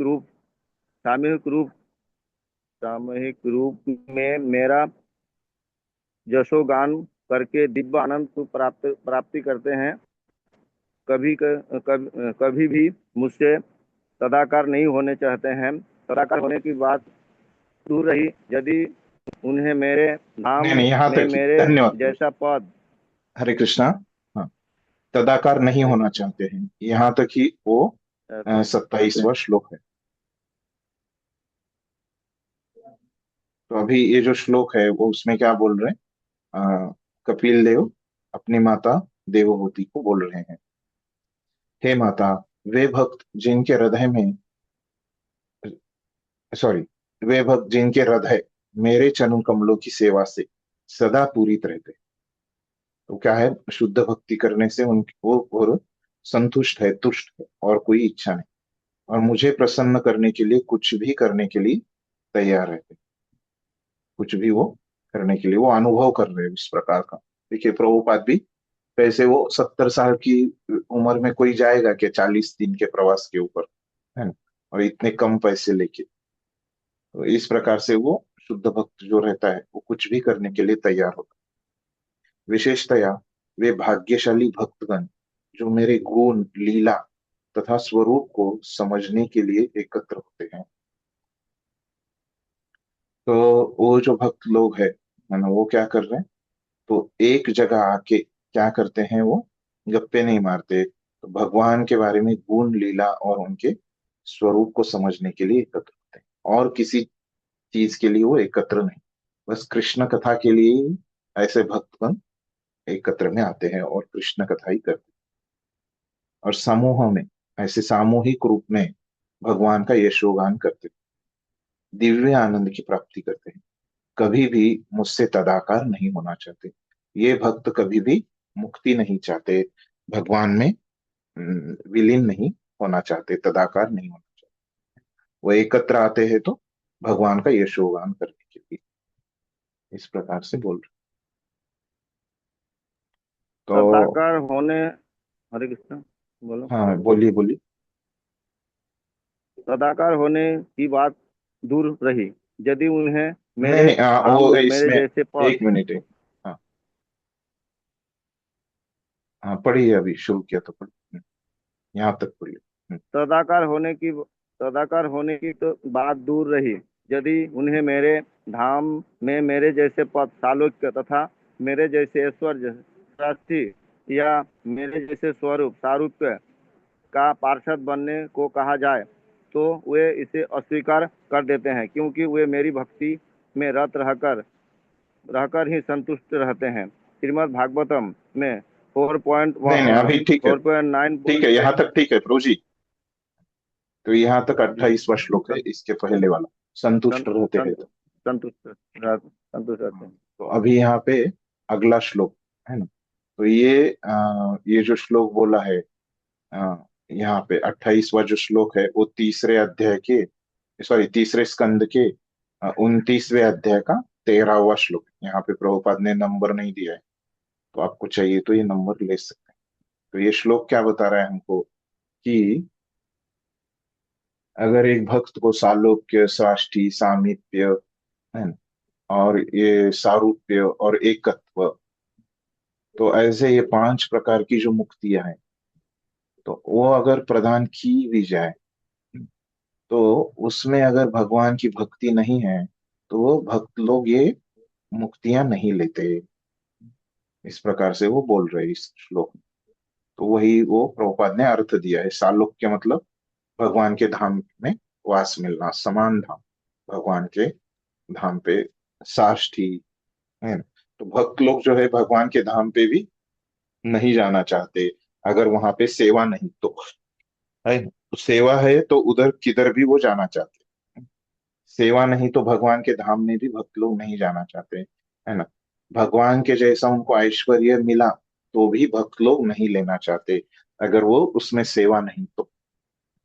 सेवा है तो ऐश्वर्य लेंगे, कुछ भी लेंगे, और या मेरा ही स्वरूप, तो भगवान के जैसा सुंदर रूप भी मिला तो भक्त लोग नहीं लेना चाहते, अगर उसमें सेवा नहीं तो। सेवा है तो लेंगे, सेवा नहीं है तो नहीं लेंगे। का पार्षद बनने को कहा जाए तो वे इसे अस्वीकार कर देते हैं। भगवान का पार्षद बनो ऐसे बोला तो भी वो नहीं बनना चाहते, अगर उसमें सेवा नहीं है तो ऐसे कुछ भी भक्त लोग अगर सेवा है ना, तो ही वो करना चाहते। तो ऐसे क्यों होता है, इतनी बड़ी बड़ी चीजें देते हुए भी वो लोग उसको अस्वीकार क्यों कर देते हैं, क्योंकि अभी भी क्या कर रहे हैं, वो भक्ति कर रहे हैं, अभी भी वो खाली नहीं बैठे। तो अभी भक्ति करने से क्या हो रहा है उनको, वो संतुष्टि, वो सुख प्राप्त हो रहा है, और वो शुद्ध भक्ति के सुख की वजह से, और आप उनको नया कुछ भी देने को बोलो लेकिन वो बोलेंगे आपको और देना है तो मुझे भक्ति ही दे दो, है ना। इस प्रकार से वो बोलेंगे और कुछ नहीं चाहिए। इस प्रकार से उनका भाव रहता है। ठीक है, ये तो इस श्लोक का हो गया। तो पिछले श्लोक के बारे में आचार्यों ने बहुत अच्छा बताया है, 27वें श्लोक के बारे में। तो क्या बोल रहे हैं उसमें आचार्य कि वो श्लोक कहता है ना कि भक्ति के सुख में अगर कोई डूबा है ना, तो और उसको कुछ चाहिए नहीं। ऐसे ही वो भी श्लोक बोलता है। तो वो बोल रहे कि ए, अगर कोई भक्त जो है वो भक्ति से बहुत आसक्त है, मतलब क्या कि जैसे जो भी शास्त्रों में कहा गया है कि भगवान की सेवा करो, तो उसमें शास्त्रों के नियम, गुरु के जो वचन है, उनको वो अपने जीवन में, गुरु के जो उपदेश है ना, और शास्त्रों के उपदेश, ये उपदेश अपने जीवन में उतारने के लिए वो व्यस्त है। और ऐसे व्यक्ति को ज्ञान में, कर्म में कोई रुचि नहीं। इस प्रकार से वो बताते हैं। मतलब क्या है कि वो उसकी जो भक्ति है वो क्या है कि शास्त्र और गुरु के उपदेशों पे आधारित है। इस प्रकार से वो बताते हैं। फिर हमको प्रश्न आएगा कि ये भक्त लोग जो है मुक्ति क्यों नहीं लेना चाहते। तो इतनी बड़ी चीज है मुक्ति, समस्त दुखों से व्यक्ति मुक्त हो जाता है, तो क्यों नहीं लेना चाहते। इसके 3 कारण वो बताते हैं। तो एक कारण तो यहाँ पे बताया हमको कपिल देव ने कि उनको वहां पे सेवा का अवसर नहीं है, तो वो नहीं लेना चाहते। ऐसे नहीं कि मुक्ति से कुछ भक्तों को वैर है। क्यों नहीं लेना चाहते, क्योंकि क्या होता है कि भगवान से एकाकार होने में, मुक्ति लेने में समस्या क्या है कि वहां पे भगवान की सेवा नहीं मिलती, है ना। हमारा अस्तित्व ही चला जाएगा, तो कैसे हम भगवान की सेवा कर पाएंगे, है ना। हम विलीन हो जाएंगे, तो हमारा अस्तित्व, हम ही नहीं बचेंगे, हमारा आत्मा ही नहीं बचेगा, तो कैसे हम भगवान की सेवा कर पाएंगे, है? तो इसीलिए वो मुक्ति को नहीं लेते भक्त लोग। तो ये पहला कारण बताते हैं। और फिर दूसरा कारण बताते हैं कि भक्ति करते हैं तो उनको जो सुख प्राप्त होता है, तो ये सुख करने में, सुख कहाँ से प्राप्त होता है, तो भगवान के सुंदर रूप से बोल रहे हैं। तो भगवान की जो सुंदरता है ना, तो भगवान इतने सुंदर है, तो ये भगवान की सुंदरता वो देखता है भक्त, और उससे मोहित हो जाता है। तो ये दूसरा कारण वो बताते हैं। और तीसरा कारण वो बताते हैं कि अगर व्यक्ति भक्ति करता है तो क्या हो जाता है कि भगवान की जो लीलाएं हैं वो इतनी मधुर है ना, कि वो वही लीलाओं का स्मरण ही करते रहता है हमेशा। तो इतनी मधुर है, तो वो भक्त उससे बाहर निकल ही नहीं पाता। तो ये 3 कारण उन्होंने बताए। ये 3 कारणों की वजह से क्या हो जाता है, तो भक्त जो है ये मुक्ति को भी ठुकरा देता है। तो इस प्रकार से विश्वनाथ चक्रवर्ती ठाकुर यहाँ पे बता रहे हैं। ये हो गया 28 श्लोक, है ना। तो अगला पढ़िए 29वां श्लोक का। हरे कृष्णा इसमें, प्रभु जी, मैं पढ़ूं? हाँ जी। श्रीमद् भागवत में 4.9.10 ध्रुव महाराज कहते हैं, हे प्रभु, शुद्ध भक्त आपके चरण कमलों के ध्यान से जो दिव्य आनंद प्राप्त करते हैं, उसकी तुलना मायावादियों द्वारा आत्म साक्षात्कार से प्राप्त होने वाला दिव्य सुख कभी नहीं कर सकता। अतएव वे सकाम कर्मी जो अधिकाधिक स्वर्ग जाने की ही अभिलाषा रख सकते हैं, आपको कैसे समझ सकते हैं, और ये कैसे कहा जाए कि वे भक्तों का सा सुख भोग रहे हैं। तो यहाँ पे यह अध्याय पूरा हो गया है। क्या बोल रहे थे ये श्लोक में,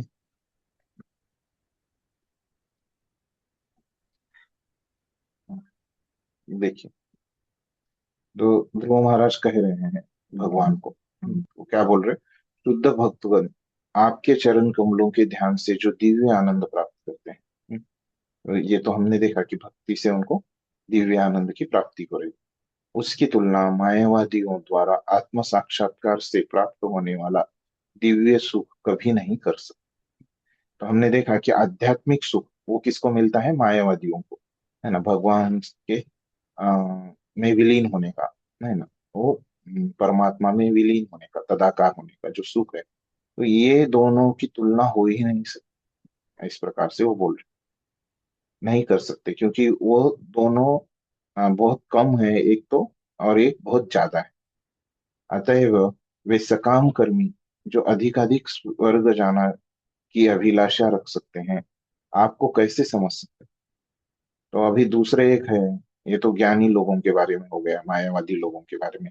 तो दूसरे प्रकार के जो लोग है कर्मी है, ये ज्ञानी लोगों का जो सुख है, ये ब्रह्म में विलीन होने का, तदाकार होने का ये सुख क्या है? ये कर्मी लोगों का स्वर्ग में जाने के सुख से बड़ा है। तो ये बड़े वाले नहीं समझ रहे, है ना, जो ब्रह्मन सुख वाले नहीं समझ पा रहे, ये स्वर्ग के सुख वाले कैसे आपको समझ पाएंगे? तो अधिक अधिक उनकी इच्छा स्वर्ग तक जाने की हो सकती है, तो आपको कैसे समझ सकते हैं? और यह कैसे कहा जाए कि वे भक्तों का सा सुख भोग रहे हैं? यहाँ पे कुछ तो गलत है कि भक्तों का सा सुख इसलिए। भक्तों जैसा सुख भोग रहे हैं, हाँ वैसे सा एक सुख है ना। हाँ जी, एक जैसा मिनट, सुख। मैं इंग्लिश में देख के आपको बताता हूँ। जैसा, यहाँ पे जैसा है ना, वो जय चला गया है, जैसा सुख भोग रहे हैं।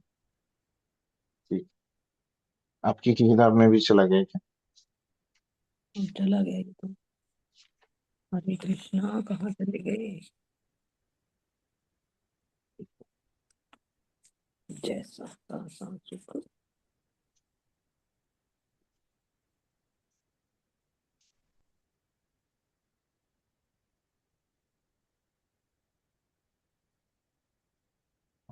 वहाँ पे जैसा सुख है।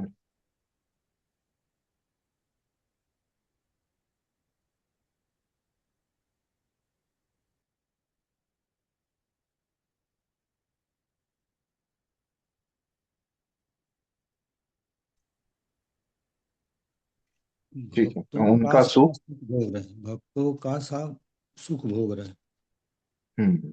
थोड़ा सा वहाँ पे प्रिंटिंग मिस्टेक है, उसको ठीक कर लीजिए। भक्तों के चाहिए वहां पे, भक्तों के जैसा। ठीक है, यहाँ तक अभी स्पष्ट है। तो यही अभी यहाँ पे समझ रहे कि यही विषय आगे के इसमें भी चल रहा है ना? कौन सा विषय? जो अभी योग्यता के बारे में चर्चा कर रहे, तो यही अभी कितने नंबर की योग्यता हमारी चल रही है? कितने नंबर की योग्यता चल रही है? 30 नंबर की चलेगी प्रभु जी में। मैं अच्छा, श्लोक नंबर नहीं जो। बोल रहा हूँ। हाँ, अच्छा, योग्यता। चौथी चौथी चौथी चाहिए। चौथी, हाँ। नहीं, पांचवी ना, चौथी तो हो गई कौन सी? जो पांचवी। शुद्ध होके मिश्र पांचवी भक्ति से, हाँ मिश्र भक्ति से शुद्ध होके, है ना, जो हाँ, हमने मुक्ति देखा। मुक्ति की इच्छा, हाँ जी। हाँ, पांचवी जो है वो भुक्ति और मुक्ति की इच्छा को छोड़ना, तभी हम क्या हो जाएंगे? योग्य हो जाएंगे, है ना? तो यही विषय चल रहा है। तो अभी यहाँ पे मुक्ति से बढ़कर भक्ति, यही दिखा रहे हैं ना, तो इसीलिए मुक्ति की इच्छा छोड़नी है और भक्ति की इच्छा लेनी है। तो इसीलिए अगले अध्याय का, इस अध्याय में भी वही पांचवी योग्यता का ही विषय यहाँ पे कंटिन्यू हो रहा है ना, उसी को जारी रखा जा रहा है। ठीक है, तो अगला 30वां श्लोक भी उसी के बारे में बताएगा। तो आपका नंबर क्या था माता जी, अभी आपने पढ़ा? 61 प्रभु जी। जी जी, प्रभु जी मैं पढ़ूं 65 क्या? तक। हाँ जी जी, पढ़िए। 90। हम्म, मुक्ति से बढ़कर भक्ति। भगवान की भक्ति में भक्त कितनी गंभीरता पूर्वक लिप्त रहता है, इसे महाराज पृथु आदिराज के उस कथन से समझा जा सकता है जो श्रीमद् भागवत में 4.20.24 प्राप्त है। वे भगवान से प्रार्थना करते हैं, हे प्रभु, यदि भी मुक्ति मिलने के बाद मुझे आपके उस यशोगान को सुनने का अवसर न मिले जिसे शुद्ध भक्तजन आपके चरण कमलों की प्रशंसा में अपने अंतस्थल से उच्चारण करते हैं, और यदि मुझे इस दिव्य आनंद का मधु प्राप्त करने का अवसर न मिले तो मैं आपसे इस तथाकथित आध्यात्मिक उत्थान की अर्थात मुक्त की याचना कभी नहीं करूँगा। मैं तो आपसे सदैव यही प्रार्थना करूँगा कि आप मुझे लाखों रसनाएं जीभें तथा लाखों कान प्रदान करें, जिससे मैं निरंतर आपकी दिव्य कीर्ति का उच्चारण एवं श्रवण कर सकूं। मायावादी लोग ब्रह्म में तल्लीन होने की इच्छा करते हैं, किंतु अपना व्यक्तित्व न रह जाने से वे भगवान के यश का श्रवण तथा कीर्तन नहीं कर पाते, क्योंकि उन्हें परमेश्वर के दिव्य स्वरूप का कोई अनुमान नहीं है। अतएव उन्हें भगवान के दिव्य कार्यकलापों के कीर्तन तथा श्रवण का अवसर प्राप्त नहीं हो पाता। दूसरे शब्दों में, जब तक मनुष्य मोक्ष के ऊपर नहीं उठ जाता तब तक वह न तो भगवान के दिव्य यश का आस्वादन कर सकता है, न ही वह भगवान के दिव्य स्वरूप को समझ सकता है। ऐसा ही कथन श्रीमद् भागवत में नहीं जी, ठीक है। तो ठीक है। यहाँ पे 30वें श्लोक के बारे में ये बताया है। देखिए, ये श्लोक बहुत अच्छा है। तो ये श्लोक कौन बोल रहा है? पृथु महाराज बोल रहे हैं, है ना। तो वो भगवान से क्या इच्छा करते हैं, भक्त लोग क्या इच्छा करते हैं, क्या प्रार्थना करते हैं, वो बता रहे हैं, है ना, कि कैसे वो भक्ति की ही इच्छा करते हैं। उनको कुछ नहीं चाहिए रहता, मुक्ति नहीं चाहिए रहती, भक्ति नहीं रहती, है ना। ये श्लोक हम पढ़ेंगे, 30वां श्लोक, है ना। तो क्या है ये श्लोक? न कामये नाथ तदप्य अहम क्वचिन न यत्र युष्मच्चरणाम्बुजासव महत्तमांतर हृदय मुखच्युतो विधत्स्वकर्णायुतैष मे वर। इस प्रकार से वो ये श्लोक बोल रहे पृथु महाराज। तो उनको आदिराज भी कहा जाता है, ये उनका नाम है, यहाँ पे दिया है। तो इस श्लोक का अर्थ क्या है कि वो बोल रहे कि यदि मुक्ति मिलने के बाद मुझे आपके उस यशोगान को सुनने का अवसर न मिले, मुक्ति तो मिली है ना। तो अगर समझो मैंने मुक्ति ली, है ना, तो मैंने मुक्ति स्वीकार कर ली, लेकिन बाद में मुझे उस मुक्ति में क्या हो रहा है, भगवान के बारे में सुनने का मतलब क्या है, भक्ति का अवसर नहीं है, जिसे शुद्ध भक्तजन आपने आपके चरण कमलों की प्रशंसा में अपने अंतस्थल से उच्चारण करते हैं। भक्त लोग इतने आ, अंतस्थल से, है ना, मतलब एकदम अपने हृदय से जो आपका गुणगान कर रहे हैं, तो वो मैं नहीं सुन पा रहा हूँ मुक्ति मिलने के बाद। यदि मुझे इस दिव्य आनंद का मधु प्राप्त करने का अवसर न मिले तो मैं आपसे इस तथाकथित आध्यात्मिक उत्थान की अर्थात मुक्ति की याचना कभी नहीं करूंगा। तो बोल रहे कि मैं मुझे मुक्ति मिलेगी, लेकिन उसमें से मुझे भक्तों से श्रवण करने को नहीं मिल रहा है। तो ऐसे इनकी इच्छा कर, उसका कुछ फायदा नहीं है उस मुक्ति का, बोल रहे। मैं तो आपसे सदैव यही प्रार्थना करूंगा कि आप मुझे लाखों रचनाएं तथा लाखों कान प्रदान करे। ये आगे बोलेंगे, वो यहाँ पे नहीं बोला है। निरंतर, प्रभुपाद ने यहाँ पे लिखा है, मैं निरंतर आपकी दिव्य कीर्ति का उच्चारण एवं श्रवण कर सकूं।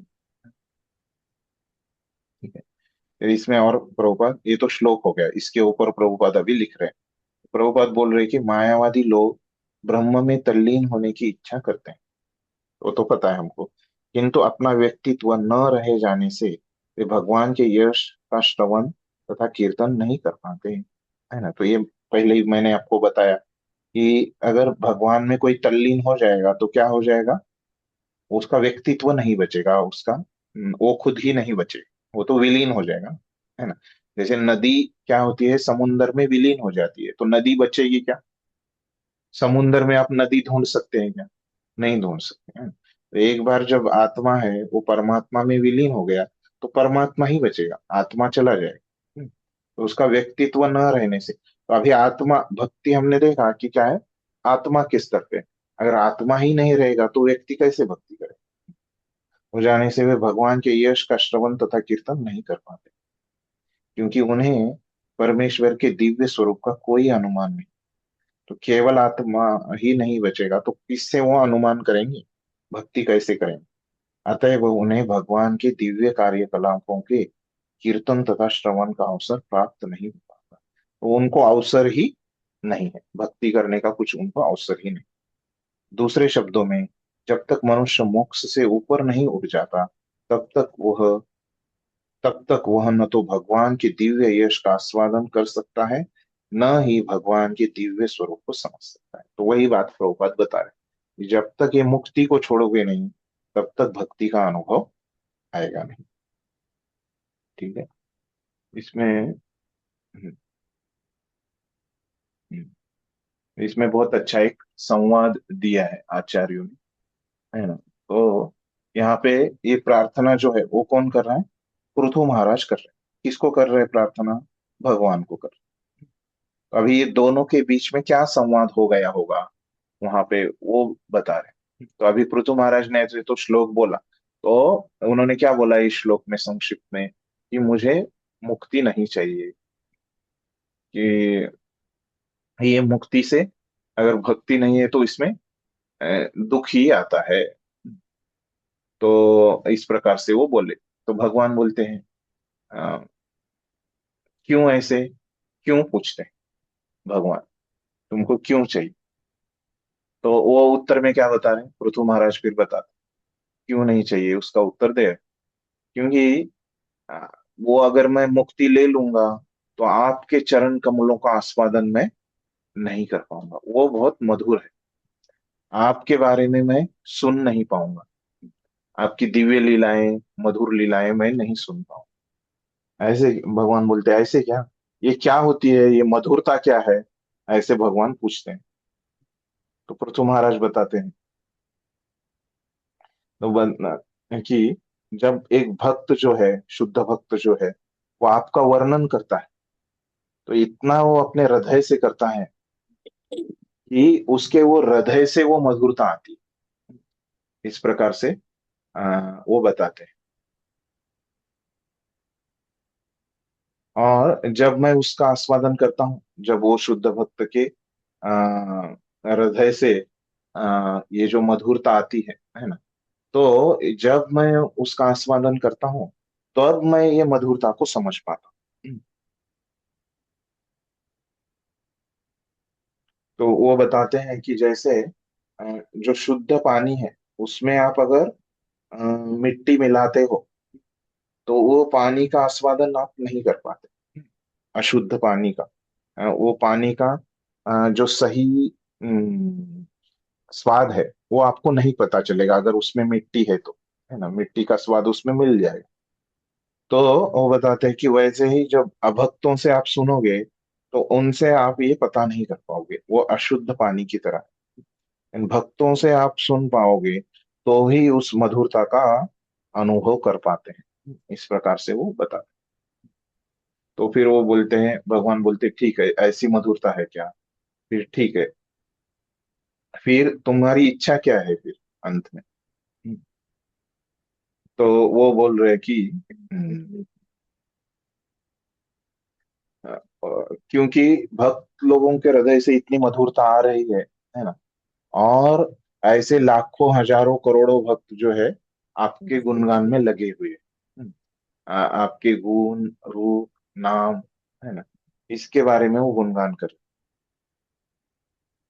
तो आप क्या कीजिए, मुझे इस सभी भक्तों के द्वारा सुनना है।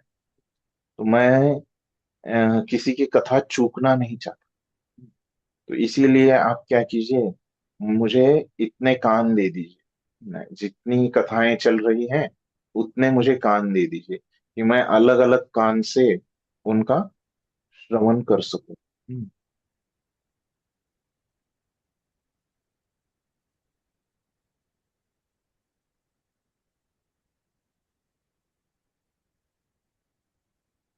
इसी श्लोक में बोला है कान का, मुझे लगा अगले श्लोक में। ठीक है, इसी श्लोक में है वो। मैंने गलती से अभी बताया कि वो कान का अगले श्लोक में है, लेकिन इसी श्लोक।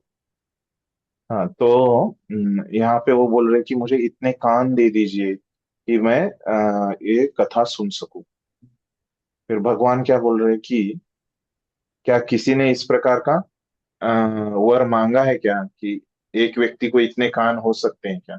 ऐसे भगवान बोलते हैं। तो वो पृथु महाराज बोल रहे हैं, हाँ ये तो मुमकिन नहीं है, लेकिन यही मेरी इच्छा है ना? तो अगर आपको मुमकिन करना है तो कीजिए, मेरी इच्छा तो यही है। आपको अगर मुमकिन कर सकते तो इस प्रकार से वो संवाद पूरा करते हैं।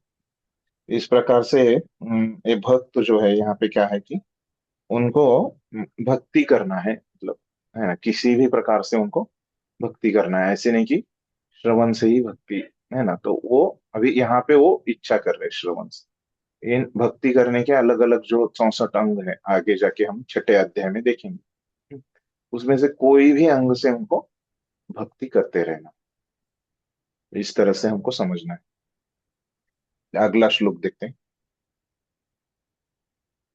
अगला पढ़िए, किसका है पढ़ने का? हरे कृष्ण। मैं पढ़ू कुछ 64 है मेरा। जी जी पढ़िए। 62 हाँ, जिसका 61 के बाद है, बाद थोड़ा आगे पीछे चलेगा, बाद में आप पढ़िए। हाँ, कोई तो पढ़िए। ऐसा ऐसा ऐसा ही कथन श्रीमद् भागवत में 514 और 44 पाया जाता है।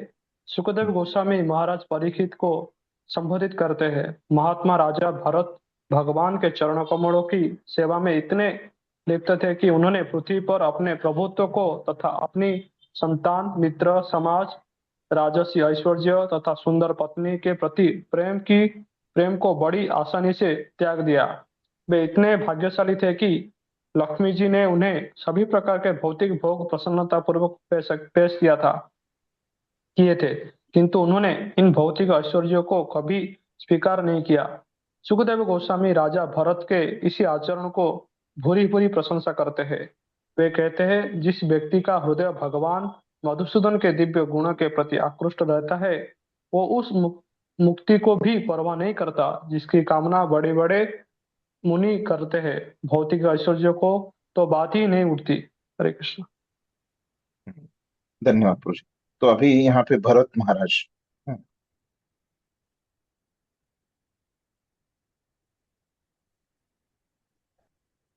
तो उनके बारे में सुखदेव गोस्वामी परीक्षित महाराज को बता रहे हैं, ये भरत महाराज के बारे में। तो ये जो भरत महाराज हैं, उन्होंने क्या कर दिया, तो भगवान के चरण कमलों की सेवा में, मतलब भक्ति में इतने वो रत थे, लिप्त थे कि उन्होंने क्या किया, जो पूरे पृथ्वी के राजा थे, है ना। तो अभी तो हम देख सकते हैं कि एक छोटे से भारत देश के लिए राजा होने की, पंत प्रधान होने के लिए लोग कितना मेहनत करते, वो तो पूरे पृथ्वी के राजा थे, और अपने प्रभुत्व को तथा अपनी संतान, मित्र, है ना, तो राजा ही नहीं थे, है ना, लेकिन उनके बेटे भी बहुत अच्छे थे, है ना, मित्र भी उनके बहुत अच्छे थे, समाज भी बहुत अच्छा था, है ना, और उनके ऐश्वर्य भी था। ऐसे नहीं कि वो राजा थे लेकिन बहुत उनके पास कोई ये नहीं था, अ, संपत्ति नहीं था, ऐसे नहीं, बहुत अमीर राजा थे, है ना। तो उनकी संपत्ति भी, राज संपत्ति भी बहुत थी, है ना, पत्नियां भी उनकी सुंदर थी, है ना? और बड़ी आसानी से ये सब उन्होंने छोड़ दिया। तो यहाँ पे उन्होंने इतनी आसानी से छोड़ दिया, तो श्लोक में आप अगर वो देखोगे तो कहा है कि एकदम ऐसे मलवत, है ना, मलवत मतलब जैसे हम विष्ठा का त्याग कर देते हैं, है ना, उतनी आसानी से, है ना? उन्होंने ये सब चीजों को छोड़ दिया, और वे इतने भाग्यशाली थे कि लक्ष्मी जी ने उन्हें सभी प्रकार के भौतिक भोग प्रसन्नता पूर्वक पेश किए। तो और भी इतना ही नहीं कि स्वयं भगवान की पत्नी लक्ष्मी, है ना, तो उन्होंने उनको ऐश्वर्य दी, किंतु उन्होंने इन भौतिक ऐश्वर्यों को भी स्वीकार नहीं किया। सुखदेव गोस्वामी राजा भरत के इस आचरण की पूरी पूरी प्रशंसा करते हैं। इस प्रकार से वो प्रशंसा कर रहे हैं जब कथा कर रहे हैं। तो अभी प्रभुपाद बोल रहे कि जिस व्यक्ति का हृदय भगवान मधुसूदन के दिव्य गुणों के प्रति आकृष्ट रहता है, वह उस मुक्ति की भी परवाह नहीं करता जिसकी बड़े बड़े मुनि लोग परवाह करते हैं। भौतिक ऐश्वर्य की बात ही नहीं उठती। तो बोल रहे कि ये भुक्ति और मुक्ति, भौतिक ऐश्वर्य मुक्ति तो है ना, ये लेकिन ये भुक्ति से मुक्ति ऊपर है।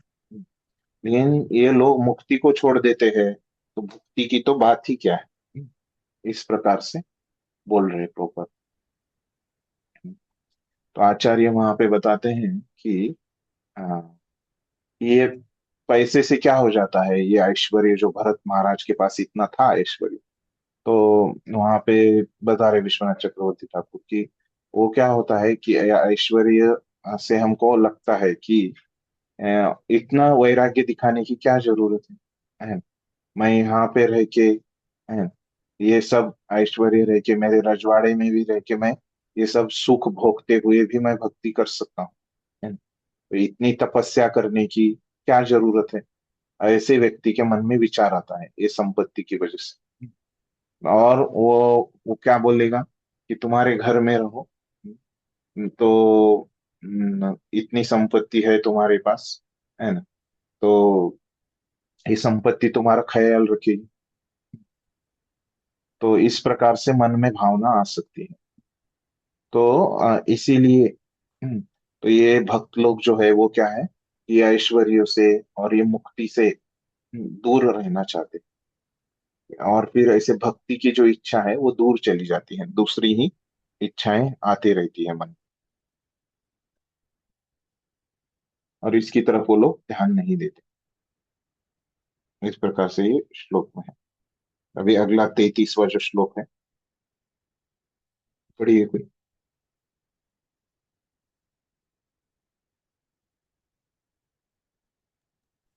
अभी बोल रहे थे ना। तो जी मैं पढ़ूं। हाँ पढ़िए। भागवत में 6.11.25 वृत्रासुर का ऐसा ही कथन है, जिसमें वह भगवान को संबोधित करते हुए कहता है, हे प्रभु, आपकी दिव्य भक्ति छोड़कर यदि मुझे ध्रुवलोक भी भेज दिया जाए, या मुझे इस ब्रह्मांड के सारे लोकों का प्रभुत्व दे दिया जाए, तो भी मुझे ग्राह्य नहीं।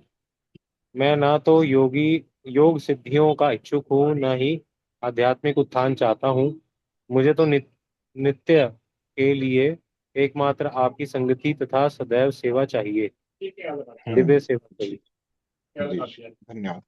तो अभी ये जो श्लोक है ये भी बहुत है कि न कामये नाथ, नहीं सर वो नहीं है, वो ये है, न नाक पृष्ठम न च पारमेष्ठ्यम न सार्वभौमम न रसाधिपत्यम न योग सिद्धिर अपुनर्भवम वा सामंजसत्वा विरहय्य कांक्षे, है ना। तो इस प्रकार से ये जो श्लोक है वो कौन बोल रहा है, वृत्रासुर, ये छठे स्कंद में आता है। तो वो बोल रहे हैं कि हे प्रभु, आपकी दिव्य भक्ति छोड़कर यदि मुझे ध्रुव लोक भी भेजा जाए, तो भक्ति नहीं तो ध्रुव लोक, उसको क्या है, पारमिष्ठ ऐसे बोलते, न नाक पृष्ठम न चपा पारमिष्ठम, ये जो उन्होंने बोला है श्लोक, तो ये भी उस ब्रह्म नहीं सॉरी, पारमिष्ठम मतलब आ, ब्रह्मांड है क्या, एक मिनट मैं देखता हूँ कि हाँ, न नाक पृष्ठम, नाक पृष्ठम मतलब क्या है कि ध्रुव लोक है, और पारविष्ठम मतलब ये ब्रह्मा, ब्रह्मा का जगह है। पारमिष्ठम मतलब ब्रह्मा का जगह, ऐसे। तो ननाक पृष्ठम जो बोला है उन्होंने, ध्रुव लोक उनको नहीं चाहिए।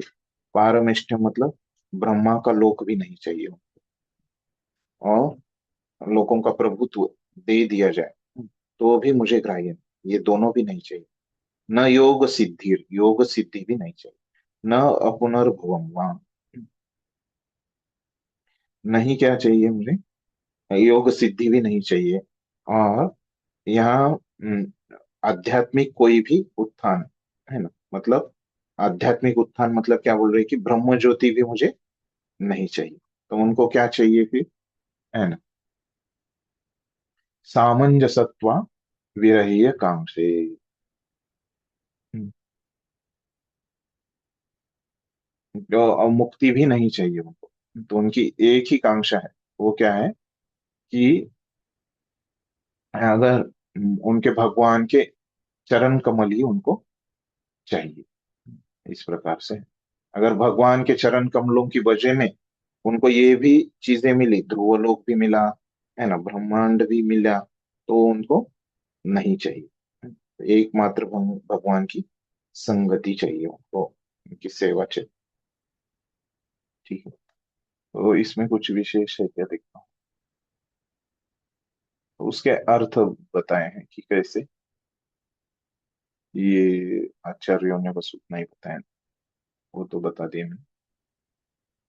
ठीक, तो अगला श्लोक है, इसी श्लोक में अभी उद्देश्य है। ये पूरा जो चौथा अध्याय है ना, लगभग अंत के थोड़ा एक आधा पेज उसमें अलग विषय है ना, तो ये पूरे चौथा अध्याय में यही विषय है। शायद से एक या दो पेज अंत के उसमें थोड़ा विषय बदलता है, तब तक यही विषय है कि भुक्ति और मुक्ति है ना, तो इनको छोड़ना है। तो एक ही विषय के बारे में बहुत सारा रूप गोस्वामी ने लिखा है। तो अगला श्लोक पढ़िए, अगला नंबर 65 तक हो गए सब। ठीक है, 70 तक पढ़िए, 65 के बाद। हरे कृष्णा प्रभु जी। पढ़िए। 69 जी। हम्म इस कथन की पुष्टि भगवान शिव द्वारा श्रीमद् भागवत में 6.17.28 में की गई है, जहां वे सती से यह कहते हैं, हे सती, जो लोग नारायण कृष्ण के भक्त हैं वे किसी से डरते नहीं। यदि उन्हें स्वर्ग लोक भेजा जाता है या उन्हें भव बंधन से मुक्ति मिल जाती है या उन्हें नारकीय जीवन बिताने के लिए नीचे धकेल दिया जाता है, तो भी वे किसी स्थिति से डरते नहीं। नारायण के चरण कमलों की शरण ग्रहण करने के कारण इस संसार का कोई भी पद उनके लिए किसी दूसरे पद के ही समान है। श्रीमद् धन्यवाद, भाग धन्यवाद। जी। यहाँ तक अभी ये 33वां श्लोक है ना? इसमें भी तो जो शिव जी है ना, वो बोल रहे हैं। तो क्या बोल रहे हैं, वो अपनी पत्नी सती से कहते हैं कि जो लोग नारायण के भक्त हैं वे किसी से डरते नहीं। यदि उन्हें स्वर्गलोक भेजा जाता है या उन्हें भवबंधन से मुक्ति मिल जाती है या उन्हें नारकीय जीवन बिताने के लिए नीचे धकेल जाता है, तो भी वे किसी स्थिति से डरते नहीं। तो किधर भी उनको भक्तों को भेजो तो ये भक्त लोग बिल्कुल डरते नहीं। क्यों ऐसे होता है? क्योंकि नारायण के चरण कमलों की शरण ग्रहण करने के कारण इस संसार का कोई भी पद उनके लिए किसी दूसरे पद के समान नहीं। तो वो भगवान के चरण कमलों में ही स्थित रहते हैं, उनको फर्क नहीं पड़ता, वो शरीर स्तर पे रहते नहीं, वो दिव्य सुख का ही अनुभव करते हैं।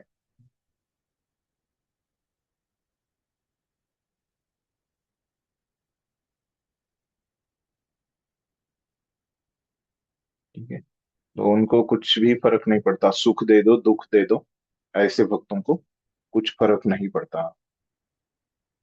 ठीक है, अगला पढ़िए तो। हरे कृष्णा प्रभु जी, दंडवत प्रणाम प्रभु जी, मेरा 70 रोल नंबर है। मैं जी जी पढ़िए। श्रीमद् भागवत में 6.18.74 स्वर्ग के राजा इंद्र का ऐसा ही कथन है। इंद्र अपनी माता से कहते हैं, हे माता, जो व्यक्ति सभी प्रकार की इच्छाओं को त्याग कर भगवान की भक्ति में ही लगे हुए हैं वे अपने स्वार्थ को जानते हैं। ऐसे व्यक्ति वस्तुतः अपने स्वार्थों को पूरा करते हैं, स्वार्थ कुशल और जीवन की सिद्धि अवस्था तक पहुंचने में परम पटु माने जाते हैं। धन्यवाद। तो अभी ये जो श्लोक है वो इंद्रदेव बोल रहे हैं। वो क्या बोल रहे हैं कि इंद्र अपनी माता दीति से वो कह रहे हैं, हे माता, जो व्यक्ति सभी प्रकार की इच्छाओं को त्याग कर भगवान की भक्ति में ही लगे हुए हैं वे अपने स्वार्थ को जानते नहीं। तो मतलब असली स्वार्थ अपना क्या है? भगवान की भक्ति करना, वो जानते हैं। जो भक्ति में लगे हैं वो असली स्वार्थी लोग हैं। स्वार्थी मतलब जो उनको समझता है कि यही काम की चीज है। इस भावना से स्वार्थ बोला है वहां पे। ऐसी ऐसे व्यक्ति वस्तुतः अपने स्वार्थों को पूरा करते हैं, स्वार्थ कुशल, और जीवन की सिद्धावस्था तक पहुंचने में परम पटु माने जाते हैं। जो लोग भक्ति कर रहे हैं वो स्वार्थी मतलब क्या, कि वो जानते यहाँ पे वो वाला स्वार्थी नहीं, हमारा हिंदी वाला स्वार्थी नहीं है। ये संस्कृत शब्द स्वार्थ का एक अर्थ भी ये होता है कि वो क्या करता है व्यक्ति, अम, कुछ काम की चीज करता है ना, जिसमें से वो कुछ फल देने वाली चीज है ना, इस प्रकार से वो कुछ करता है।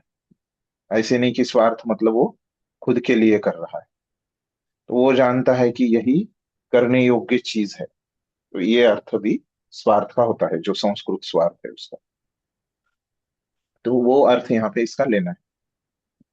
तो खुद का ऐसे नहीं कि खुद का ही ये करने की उसको इच्छा है, बल्कि वही वो अच्छी चीज है करने की, वही हमको अच्छा फल देगी, इस भाव से। अगला पढ़िए।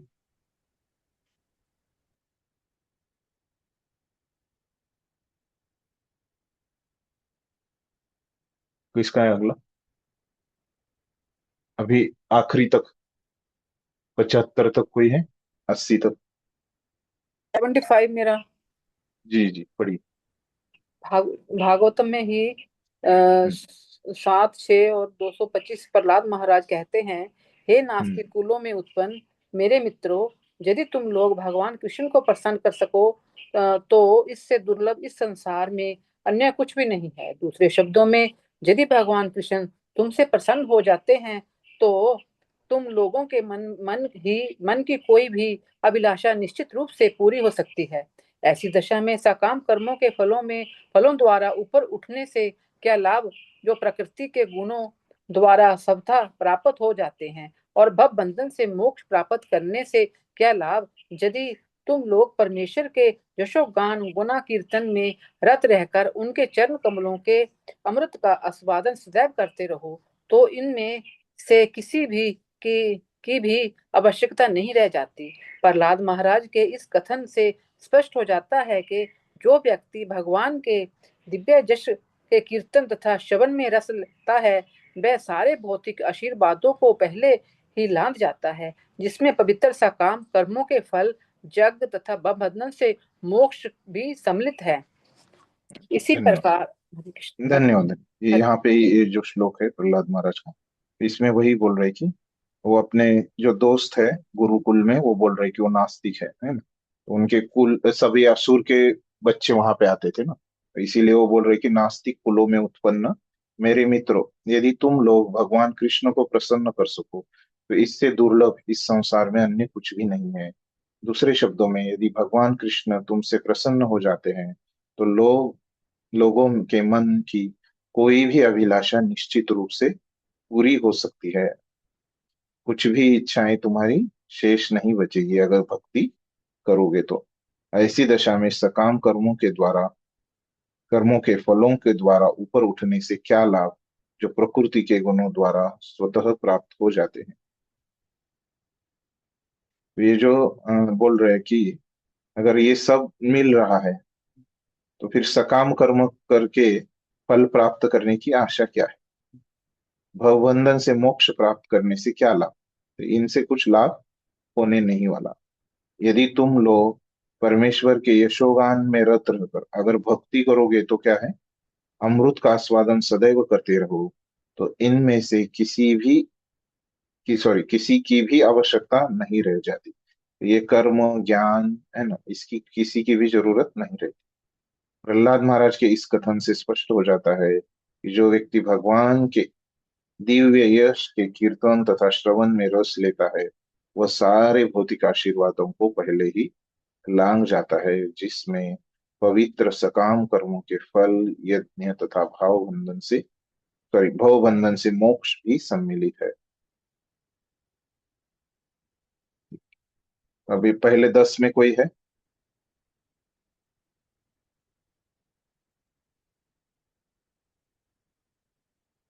पहले 15 में? मैं हूँ। 13। पढ़िएगा।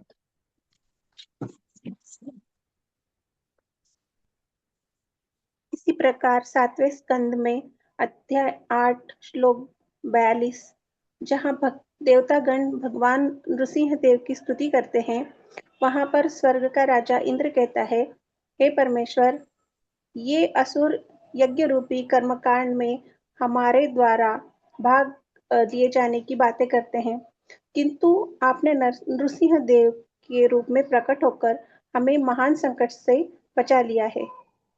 वस्तुतः यज्ञों में हमारे भाग केवल आपके कारण ही है, क्योंकि आप समस्त यज्ञों के परम भोक्ता है, आप सभी जीवों के परमात्मा है, अतएव आप ही हर वस्तु के वास्तविक स्वामी हैं। हमारे हृदय कब से इस असुर हिरण्यकशिपु के भय से पूर्ण थे, किंतु आप हम पर दयालु हैं, क्योंकि आपने उसे मारकर हमारे हृदयों से भय को भगा दिया है और हमें अवसर प्रदान किया है कि उन हृदयों में हम आपको स्थापित करें। जो लोग आपकी प्रेमा भक्ति में रत हैं, उनके लिए असुरों द्वारा छीना गया ऐश्वर्य महत्वहीन है। भक्तगण मुक्ति तक की परवाह नहीं करते, फिर इस भौतिक ऐश्वर्य के लिए क्या कहा जाए। वस्तुतः यज्ञों के फल के भोक्ता हम नहीं, हमारा एकमात्र कर्तव्य है कि हम आपकी सेवा में लगे रहें, क्योंकि आप ही हर वस्तु के भोक्ता हैं। धन्यवाद। अभी क्या है कि इसमें एक ही विषय है ना, तो उन्होंने इतने सारे श्लोक दिए हैं, है ना, तो उसके पीछे क्या उद्देश्य है कि हमको समझ, ये भुक्ति और मुक्ति को छोड़ना, है ना, तो ये बहुत मुश्किल चीज है ना, तो इसके बारे में उन्होंने बहुत बोला, है ना, भुक्ति और मुक्ति को छोड़ो छोड़ो छोड़ो, है ना, तो इसके लिए उन्होंने लगभग 30 श्लोकों में यही बात बोली है ना, क्योंकि ये सबसे बड़ी चीज है हर एक व्यक्ति को, है ना, हम सबको इसमें परेशानी होती है, ये भुक्ति और मुक्ति की इच्छा को छोड़ने में, है। तो इसीलिए उन्होंने क्या दिया है, इसके ऊपर बहुत जोर दिया है ना, तो बार बार शास्त्रों से अलग अलग श्लोक वो बता रहे हैं। तो अभी मैं क्या करूंगा कि जिसमें जो नया नया है, आप हम तो पढ़ ही रहे, है ना, तो आपको ये समझने के लिए भी आसान है, तो ये श्लोकों के अर्थ ही है, तो नई नई चीज जो है वो मैं बस वहां पे बताते जाऊं, वो वहां पे भुक्ति और मुक्ति को जो छोड़ने को बोला है वही मैं बताते जाऊंगा। तो यहाँ पे वो बोल रहे कि यज्ञों के फल किसके लिए है, भगवान के लिए है, मतलब जो भी हम भक्ति का कार्य करता है उसका जो फल आएगा वो भगवान के लिए, हमारे भक्ति के लिए नहीं, हमारी मुक्ति के लिए नहीं, इस प्रकार से। तो अगला श्लोक देखिए क्या है, 37 पढ़िए कोई, अगला 20 तक कोई है। हरे कृष्णा प्रभु जी। इंद्र के क्षमा इस कीजिए, कथन ये जो है ना, ये परिच्छेद 36 में ही आता था। ठीक है, पढ़िए आप। इस इंद्र के इस कथन का तात्पर्य यह है कि ब्रह्मा से लेकर नगण्य चींटी तक कोई भी जीव भौतिक ऐश्वर्य भोगने के लिए नहीं बना। वे सभी जीव तो अपनी हर वस्तु परम स्वामी भगवान को अर्पित करने के लिए आए हैं। ऐसा करने से वे स्वतः लाभान्वित होते हैं। शरीर के विभिन्न अंगों द्वारा खाद्य सामग्री एकत्र करके उसे पकाकर अंत में आमाशय को प्रदान करने का उदाहरण फिर से प्रस्तुत किया जा सकता है। आमाशय में पहुंचने के बाद इस भोजन से शरीर के सारे अंग समान रूप से लाभान्वित होते हैं। इसी प्रकार प्रत्येक व्यक्ति का कर्तव्य है कि वह परमेश्वर को तुष्ट करे, तत्पश्चात स्वतः सभी तुष्ट हो सकेंगे। धन्यवाद। तो यही बात यहाँ पे बताई है कि जो फल है वो भगवान के लिए है, तभी हम वहां पे प्रसन्न होगा, हम भी तुष्ट होंगे। अगला पढ़िए प्रभु जी। इसी भाव का एक श्लोक श्रीमद् भागवत में ही 8.3.20 आया है, जिसमें गजेंद्र कहता है, हे प्रभु, मुझे आपकी भक्ति से प्रदान होने वाले दिव्य आनंद का कोई अनुभव नहीं है, इसलिए मैंने आपसे कृपा करने की भिक्षा मांगी है। किंतु मैं जानता हूँ कि जो शुद्ध भक्त है और जो महापुरुषों के चरण कमलों की सेवा करके सारी भौतिक कामनाओं से मुक्त हो गए हैं, वे सदा ही दिव्य आनंद के सागर में मग्न रहते हैं। इसलिए वे आपके शुभ गुणों का गान करके ही सदैव तुष्ट रहते हैं। उन्हें ना तो किसी वस्तु की आकांक्षा रहती, ना मांगने की आवश्यकता पड़ती। धन्यवाद। तो यहाँ पे यही बात बताई कि जो भक्ति करते हैं उसमें सुख है, वो तुष्ट रहते हैं, और वो अन्य कुछ भी भुक्ति मुक्ति की इच्छा नहीं करते, भक्ति से ही तुष्ट है। यही विषय रहेगा अभी हर एक श्लोक में हम आगे पढ़ेंगे। तो अगले कोई प्रभु जी पढ़िए।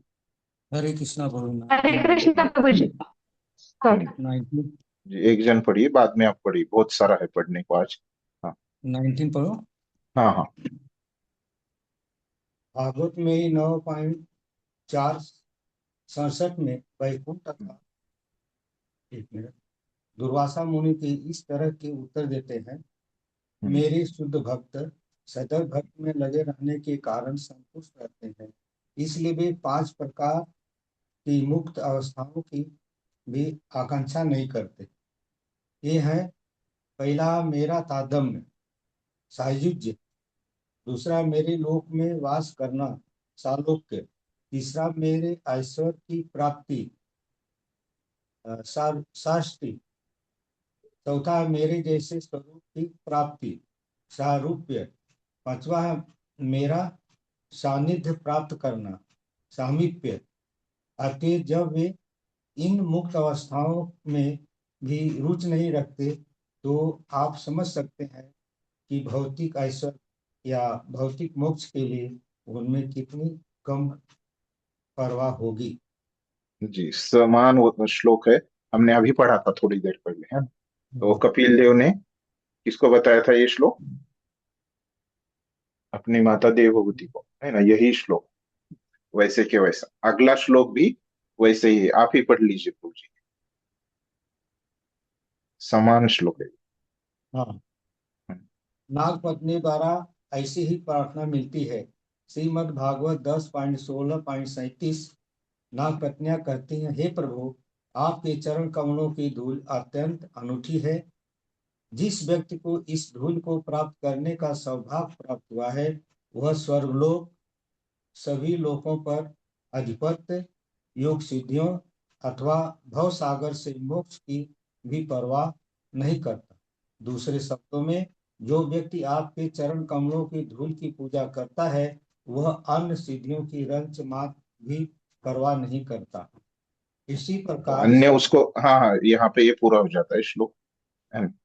तो ये श्लोक में भी समान उन्होंने कहा है कि अन्य सिद्धियां उनको चाहिए नहीं। तो क्या चाहिए उनको? केवल भक्ति ही चाहिए, और भक्ति से जो सुख प्राप्त हो रहा है उसमें वो संतुष्ट है। इसी प्रकार से वो श्लोक है। तो अगला पढ़िए कोई। हरे कृष्णा हाँ प्रभु पढ़िए। जी, दंडवत प्रणाम। धन्यवाद।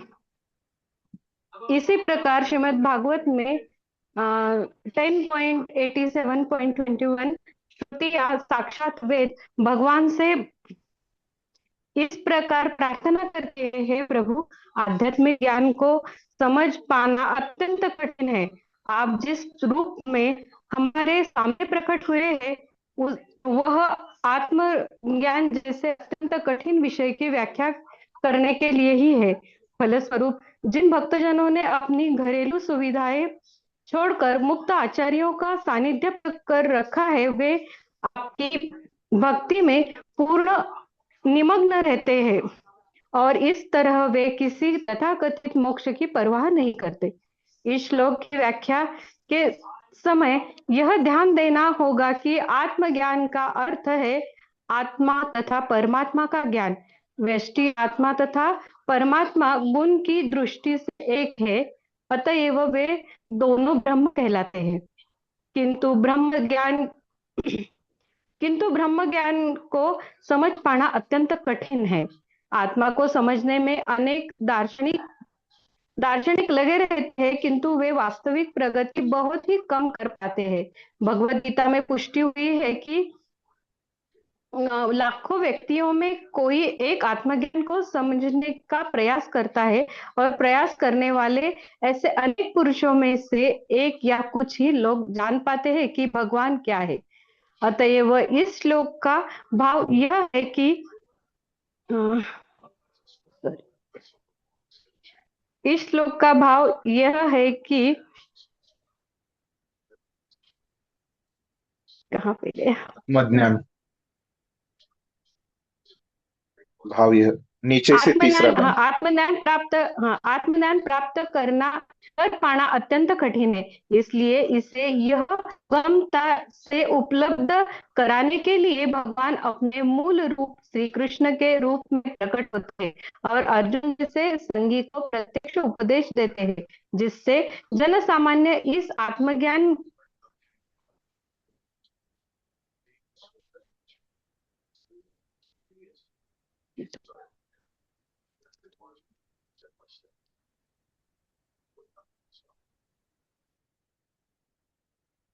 दिख रहा है आपको?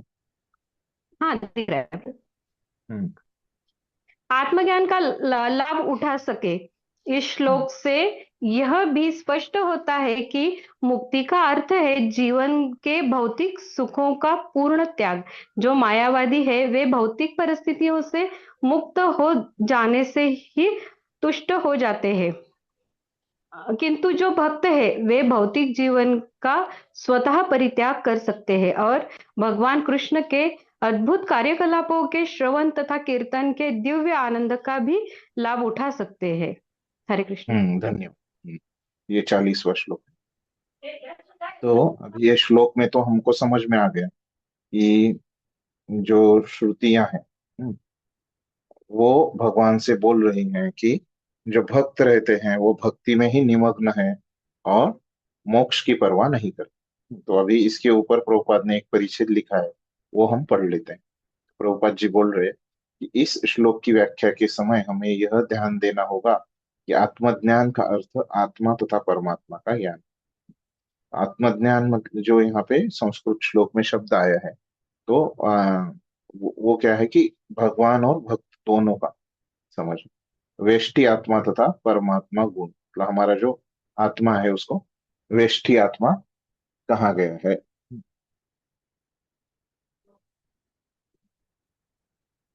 तो वेष्टि मतलब क्या है कि जो अकेला, इंडिविजुअल, वेष्टि मतलब अकेला आत्मा और परमात्मा, इस प्रकार से उसका अर्थ है की दृष्टि से एक है।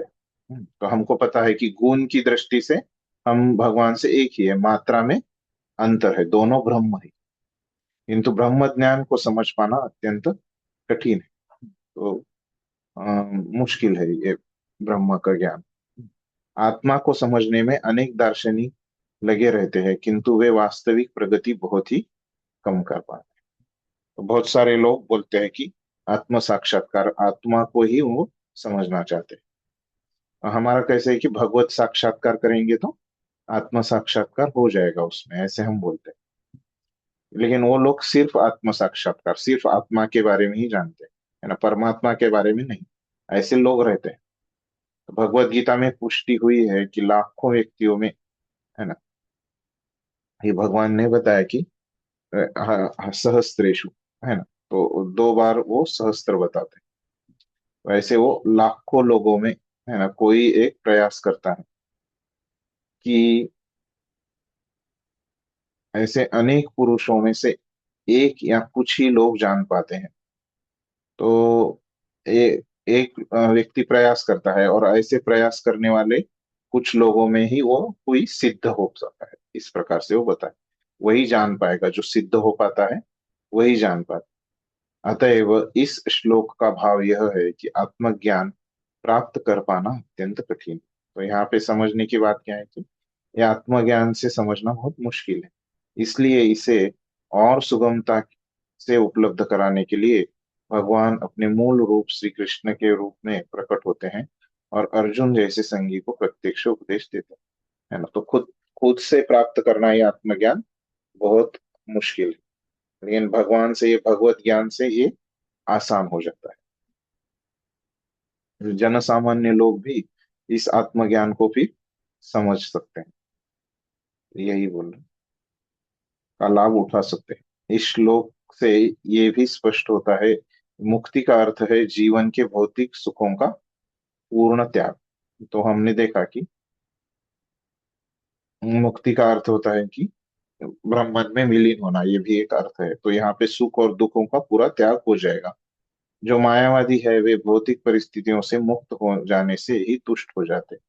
ये भौतिक से ऊपर आने से ही ये मायावादी लोगों तुष्ट हो जाते, उसके ऊपर उनको आने की कोई जरूरत नहीं। किंतु जो भक्त है वे भौतिक जीवन का स्वतः परित्याग कर सकते हैं और भगवान कृष्ण के अद्भुत कार्यकलापों के श्रवण तथा कीर्तन के दिव्य आनंद का ही भी लाभ उठा सकते हैं। लेकिन भक्त लोग है कि ये भौतिक जगत को छोड़ने के नहीं, बल्कि भौतिक जगत में ही सुख उठाने का वो प्रयास करते हैं। ठीक, अगला कोई पढ़िए। 1 से 20 में भी कोई बचा है?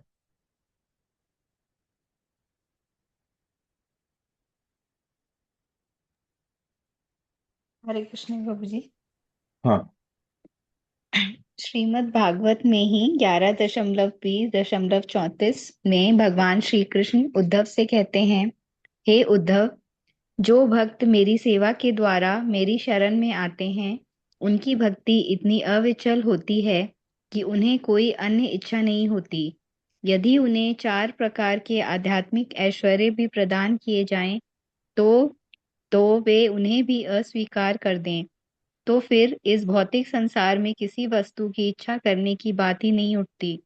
इसी प्रकार अन्यत्र भागवत 11.14.14 में भगवान कृष्ण कहते हैं, हे उद्धव, जिस व्यक्ति की चेतना मेरे विचार तथा कार्यकलापों में पूर्णता तल्लीन रहती है, उसे ब्रह्म पद, इंद्र पद, लोकपति या का पद या अष्ट सिद्धियां या साक्षात मोक्ष प्राप्त करने की कोई इच्छा नहीं होती। इसी तरह भागवत 12.10.6 में भगवान शिव पार्वती देवी से कहते हैं, हे देवी, इस ब्रह्म ऋषि मार्कंडेय को भगवान में अविचल श्रद्धा तथा भक्ति प्राप्त है, इसलिए वह भव सागर से मुक्ति समेत किसी प्रकार के वर की कामना नहीं करता। धन्यवाद माता जी। हरे इतना कृष्ण प्रभु ठीक जी। है। आगे हाँ, बढ़ना है प्रभु जी? नहीं नहीं ठीक है। तो इसमें अभी जो माता जी ने पढ़ा उसमें 3 श्लोकों का उन्होंने पढ़ा, ये 41 का है ना, और यहाँ से फिर ये यहाँ तक ये 42वें श्लोक का है, और ये अंत तक जो है वो 43वें। अभी हम देखते हैं इसको। अभी पहला जो 41वां श्लोक है उसमें क्या बोल रहे हैं कि भगवान बोल रहे उद्धव से, है ना, क्या बोल रहे कि जो भक्ति कर रहा है ना, भगवान के अंतर्गत, वो क्या है कि आ, उसकी भक्ति इतनी अविचलन होती है ना, कि उसको अन्य इच्छा नहीं और कुछ उसको नहीं चाहिए।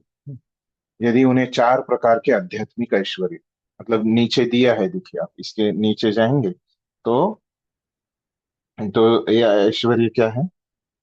तो ये जो 5 प्रकार की मुक्ति है ना, तो उसमें जो भगवान में तदाकार होने का वो निकाल लो, है ना, तो कितने बचेंगे? 4।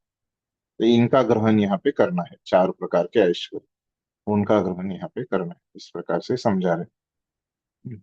तो ये भी अगर वो दिया तो हमने पहले ही देखा कि मुक्ति को भी भक्त लोग अस्वीकार कर देते हैं, रिजेक्ट करते हैं उसको। तो यही बात यहाँ पे भगवान ने फिर से बताई। तो भगवान कृष्ण फिर अगला 42वें श्लोक में बोल रहे हैं उद्धव को, है ना, दोनों श्लोक उद्धव को बोल रहे हैं। तो क्या बोल रहे हैं कि जिस व्यक्ति की चेतना मेरे विचार तथा कार्यकलापों में पूर्णतया तल्लीन है, मतलब क्या कर रहा है वो? भक्ति कर रहा है, भगवान के बारे में विचार कर रहा है, मतलब भक्ति कर रहा है। तो ऐसे अगर है तो क्या है उसमें? पद या अष्ट सिद्धियां, साक्षात मोक्ष प्राप्त करने की इच्छा नहीं होती। तो कोई सिद्धि या मोक्ष की इच्छा उसमें नहीं होती, है ना, वही विषय है जो चल रहा है। फिर अगला तीसरा जो श्लोक है उसमें क्या बताया कि भगवान जो शिव है अपनी पत्नी पार्वती से कह रहे हैं, हे देवी, इस ब्रह्मर्षि मार्कंडेय को भगवान में अविचल श्रद्धा तथा भक्ति प्राप्त है। तो ये मार्कंडेय ऋषि को भक्ति प्राप्त है, इसलिए वो भवसागर से मुक्ति समेत किसी प्रकार के वर की कामना नहीं करता। तो कोई इच्छा, वर की कामना मतलब इच्छा उनमें नहीं है, क्योंकि वो भक्ति कर रहे हैं। यही विषय है। तो और लगभग 10 श्लोकों में यही विषय चलेगा, लगभग 50